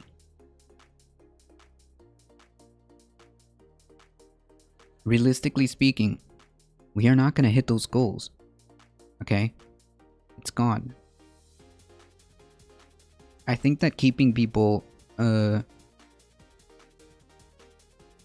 with too much unrealistic expectations is bad, and it's not going to help us really zero in on the excuse me. And it's not going to help us zero in on the severity of the climate change problem, right? We gotta make sure that people understand with clear, easy to digest, like, information of what's happening. And I think that just feeding people like, oh yeah, we just need to do the Paris Climate Agreement, and we'll be fine, and you know, we'll just set these goals and it's gonna work out. And it's like, well, no, we're not gonna hit those goals. Realistically speaking, we're not going to hit those goals. Okay? Unless we do some wild, radical about face, that Paris Agreement goal is long gone. Unless the entire world gets together and just does a huge about face as one, this is already gone. So again, just speaking realistically, we're probably not going to hit these goals. I think that we should be very clear with people when it comes to this, okay? It is also to be noted, however, that if we continue down this path, the Antarctic ice, all of the ice that's currently melting, in a few decades, which 2060 is not really that far of a jump, is it? Only 40 years from now. I'll still be alive.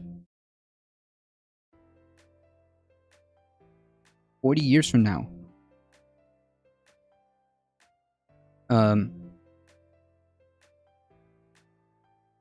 That's not a lot.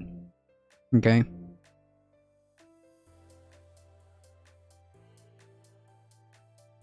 $40 is not a lot.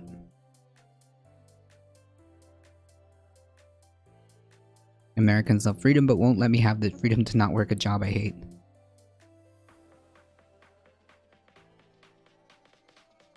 That's the ultimate freedom.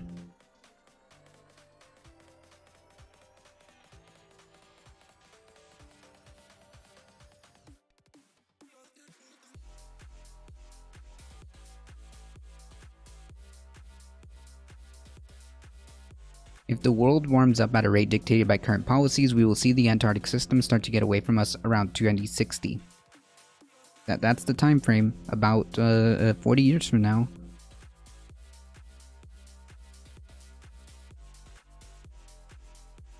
Once you put enough heat into the climate system, you're going to lose the ice shelves, and once that is set in motion, you can't reverse it. Correct. The reason why a lot of, you hear a lot about, like, the turn of the century, right? Like in 2030, okay? We have like 8 years left, basically. The reason why that is mentioned is because once you reach that and you have not done anything, once you reach that point and you have not done anything, it's going to set off feedback loops that are going to accelerate, that are going to have domino effects, and then by a couple of decades, which again, 40 years from now is not really that long, you will have catastrophe. Because once that happens, once those feedback loops can start developing and accelerating the ice sheet loss, accelerating weather patterns that we're just not prepared for, accelerating droughts which affect food, water, making certain areas inhospitable, causing mass migrations, mass refugees, conflicts. That's what happens if we don't start to focus on this now.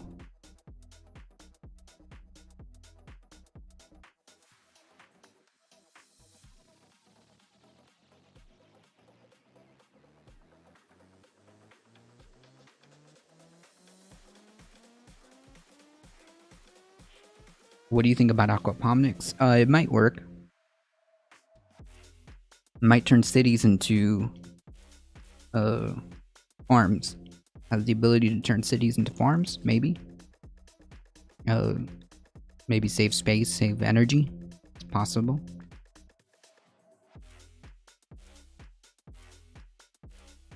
You build farms up instead of like wide, yeah?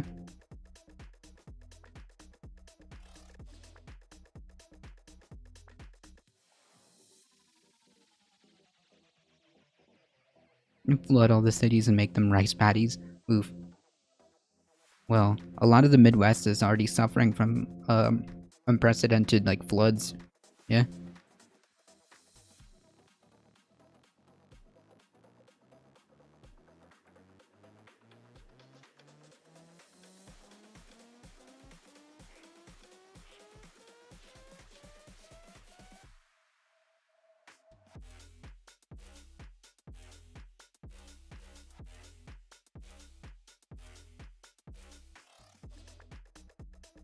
Yeah, so the TLDR is that it is important and imperative that we focus and understand the severity of it, and also be realistic about what we're about expectations, and also be realistic about expectations in terms of like the Paris Agreement, what it means, how we are not going to reach it, and what we can do to try to turn this ship around.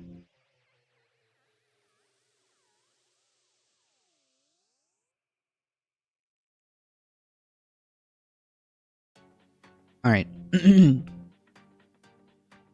Someone posted this on the Discord, so we're gonna take a look here. Which, by the way, folks, if you want to keep up with the channel and have awesome, cool people to hang out with, there is a Discord available.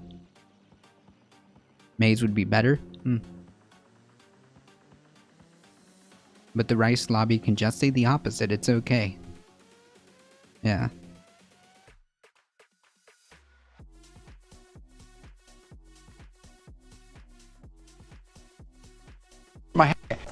California.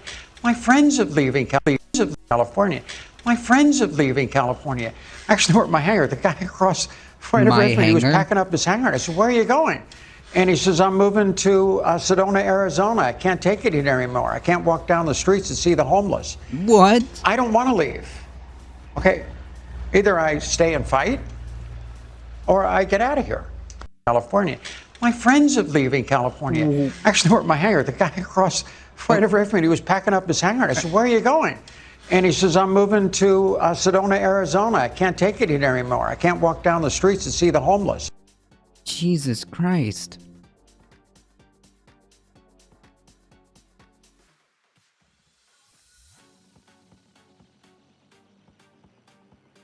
Dude, the Aztecs didn't make floating farms? Interesting.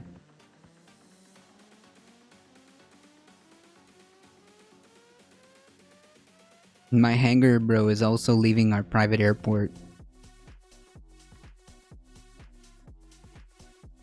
Imagine bailing on your yeah, this is the person that wants to be the governor of California, by the way. This is the person that wants to be the governor of California.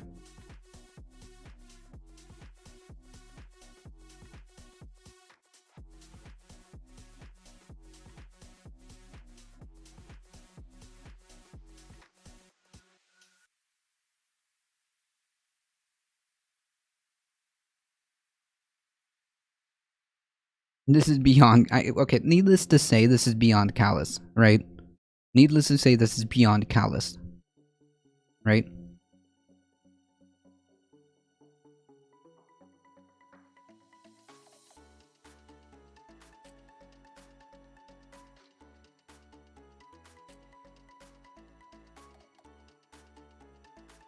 I appreciate that. I appreciate that, kebab. Kaiba. Kebab? Kaiba?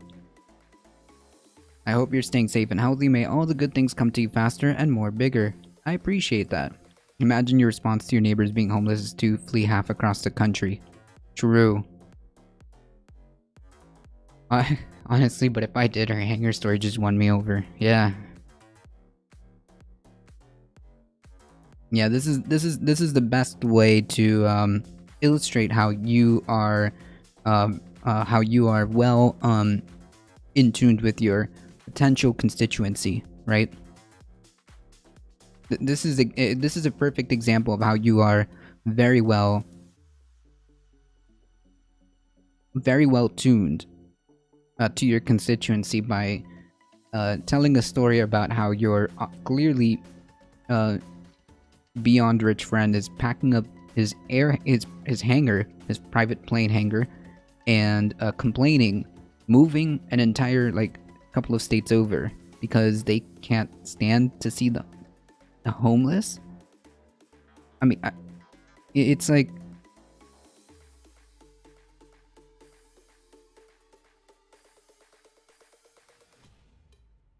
I'm reading a lot of Thomas Sowell, so the news looks like a circus now. Well, the news is a circus.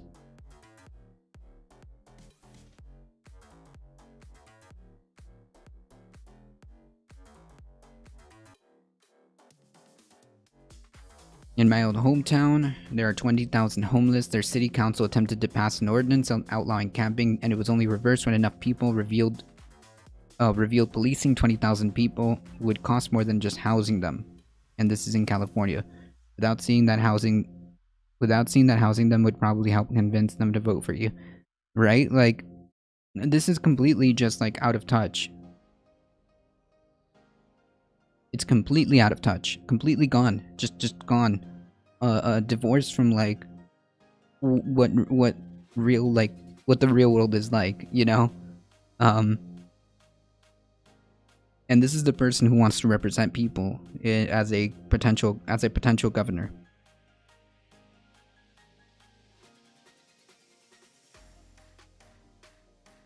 Isn't San Fran mishandled housing? I don't know. So yeah,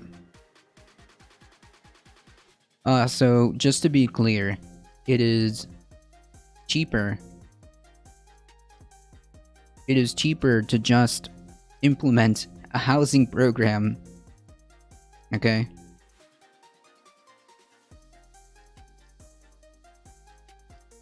It is just cheaper to implement a housing program than it is to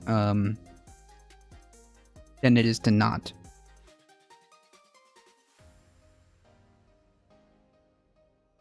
Do we force them into labor? What are you talking about?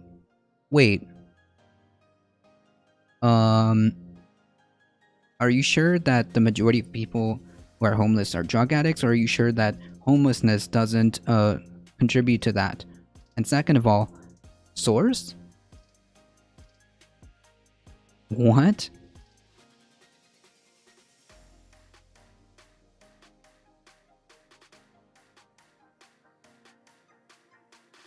Housing the homeless actually makes the economy stronger. Yes, it is economically sound to just solve the problem.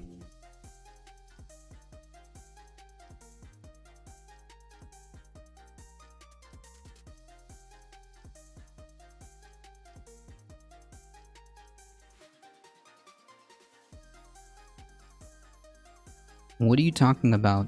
I have a house and local tax assessor just sent me a vaguely threatening letter that if I don't let them into my home... Wait, let who?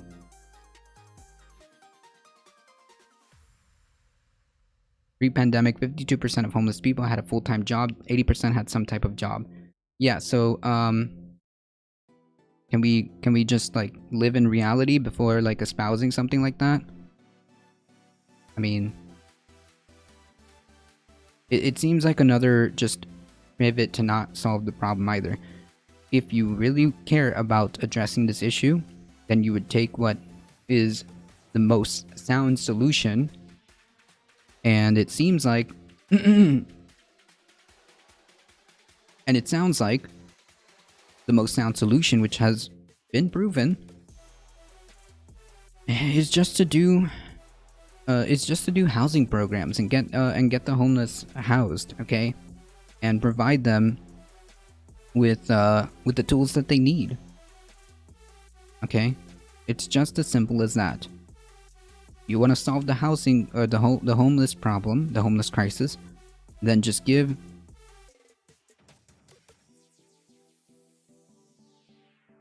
Okay, who's talking about it? Okay, congratulations. Anyways, so if you're interested in solving the homeless problem, you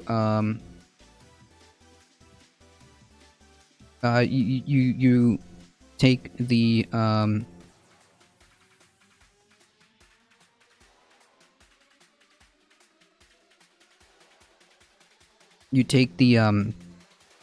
most economic sound solution.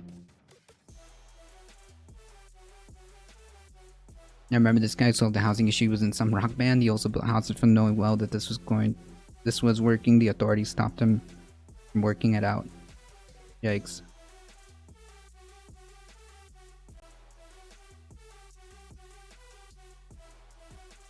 Correct, Wing. So yeah, the sound solution is create a housing program, get people the tools that they need to succeed, and I think a lot of these issues will be relieved. Which again, I talk about this all the time. Make sure people have food, housing, education, and healthcare. All of these things contribute to solving these issues, okay?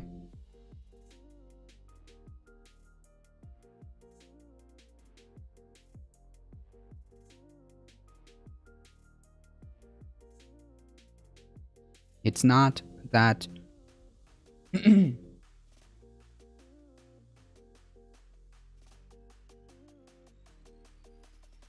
If there's one plan, say by politicians, it will be politically motivated. I mean, yeah.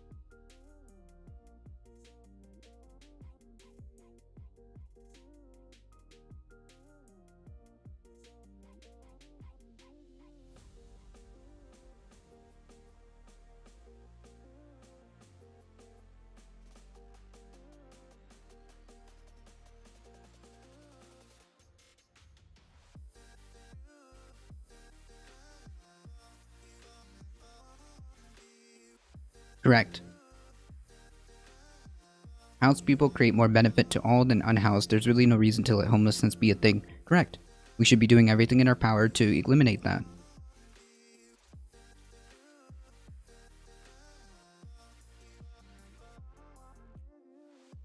It took users renting and building credit was something I worked towards. Hey, nobody should have social security because there was a time where people didn't have social security.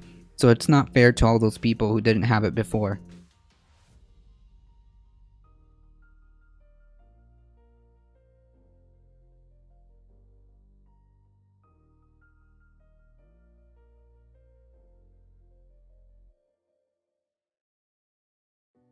Yeah, you know what? Yeah, people shouldn't have like we should never make any type of improvement because it didn't exist anymore. Holy shit. What kind of like arguments are this?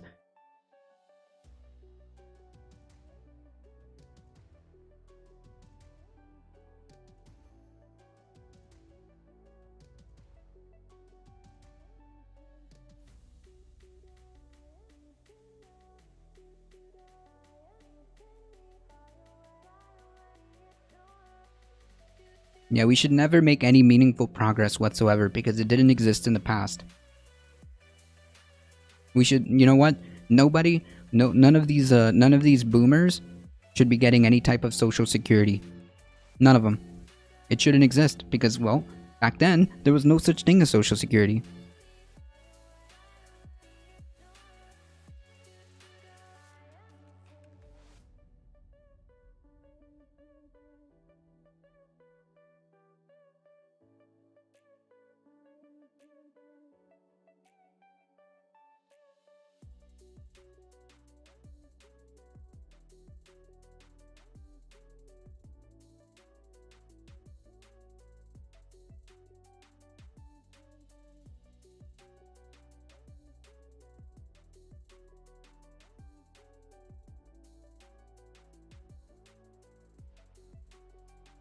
Unbelievable.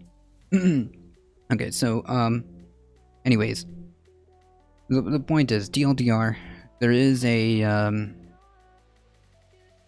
there definitely is a solution to the homeless problem. I think that we should be working towards it. I think that we need strong social programs to alleviate the situation because it's just the right thing to do. It's economically sound. There's like literally no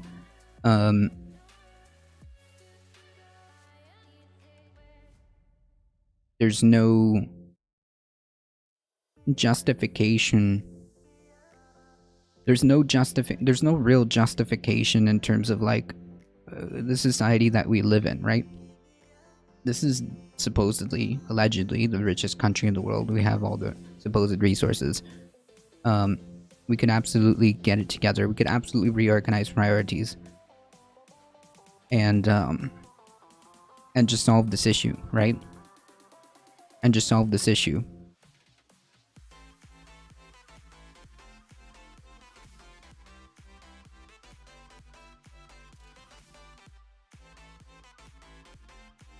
But if you only care about yourself,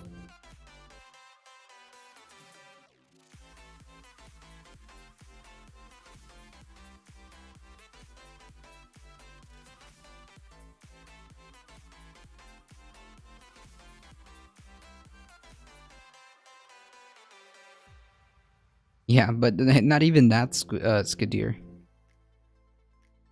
That isn't even like that isn't even how that works sometimes either.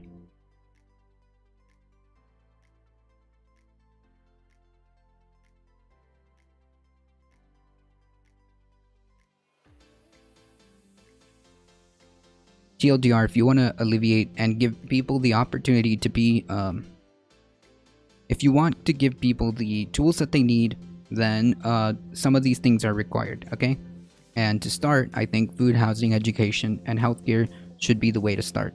And I think that implementing these social programs will provide good outcomes overall.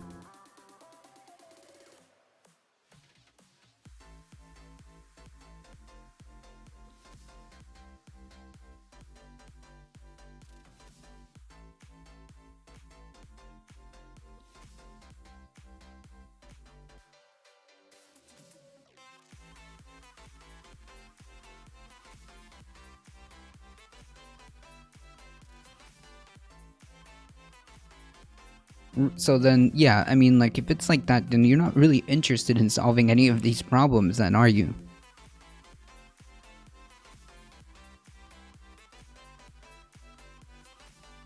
You're just complaining.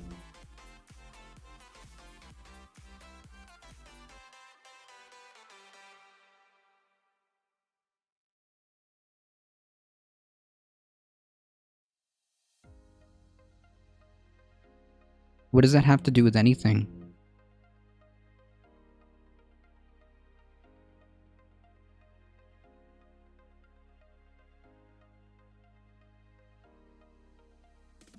Okay, really quickly.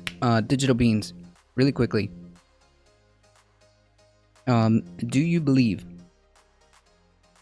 that,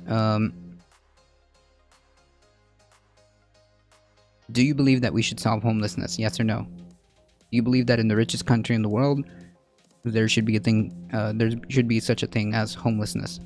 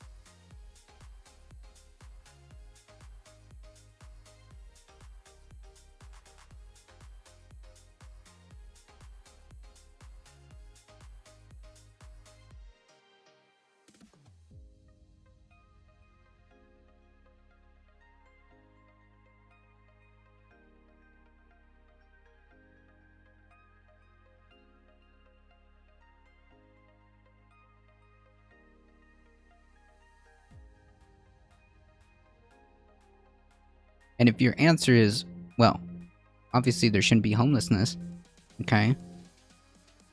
What is a more efficient solution than the ones that have been tried and tested? The solutions that have been tried and tested, the pilot programs where people just get housing, along with other resources they need to,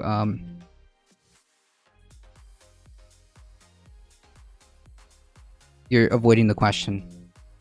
Last time. Do you believe that homelessness should be a thing? And furthermore, if it shouldn't be a thing, shouldn't we address it in the most economically efficient way possible? And thirdly, do you have a solution that beats the other pilot programs that have been tested and shown to be successful?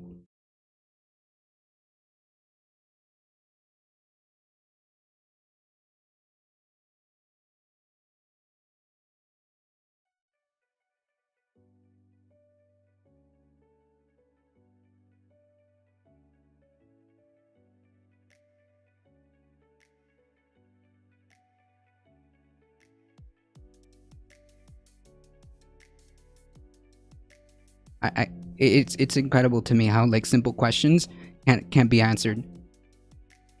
Unbelievable to me. Alright, folks. Unfortunately, I do have to get going. It's just a part of nature, guys. You know, it's just a part of nature. There is absolutely no economic system responsible. There's no human-made economic system responsible for the situations that we're in. Unbelievable. Okay, on that note, I do want to thank everybody here. I appreciate all of you guys hanging out here in the chat. I appreciate all of your support. Thank you all for the follows. And Alio with the 14 biddies, thank you so much. Please go make sure you follow Alio. Yeah, what we live in grew from the ground. We didn't create the system. Yeah, like, what? How does that even make sense? Like, that wasn't, first of all, that wasn't even a question. That wasn't even an answer to my question. I mean, I gave them 2 chances. 2. Anyway, folks, thank you guys for all the support. You guys are what makes this channel grow. If you enjoy the content, make sure you hit that follow button. Make sure you like the stream. Make sure you,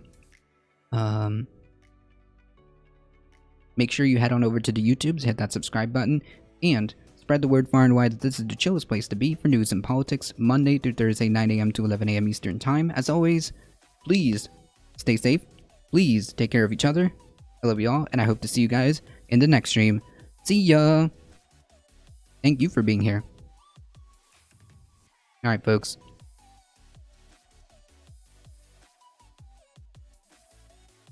Let's head on over to Idan Simpson. Alright, folks. Thank you guys so much as always. Let's head out here in 5, 4, 3, 2, 1. Here we go.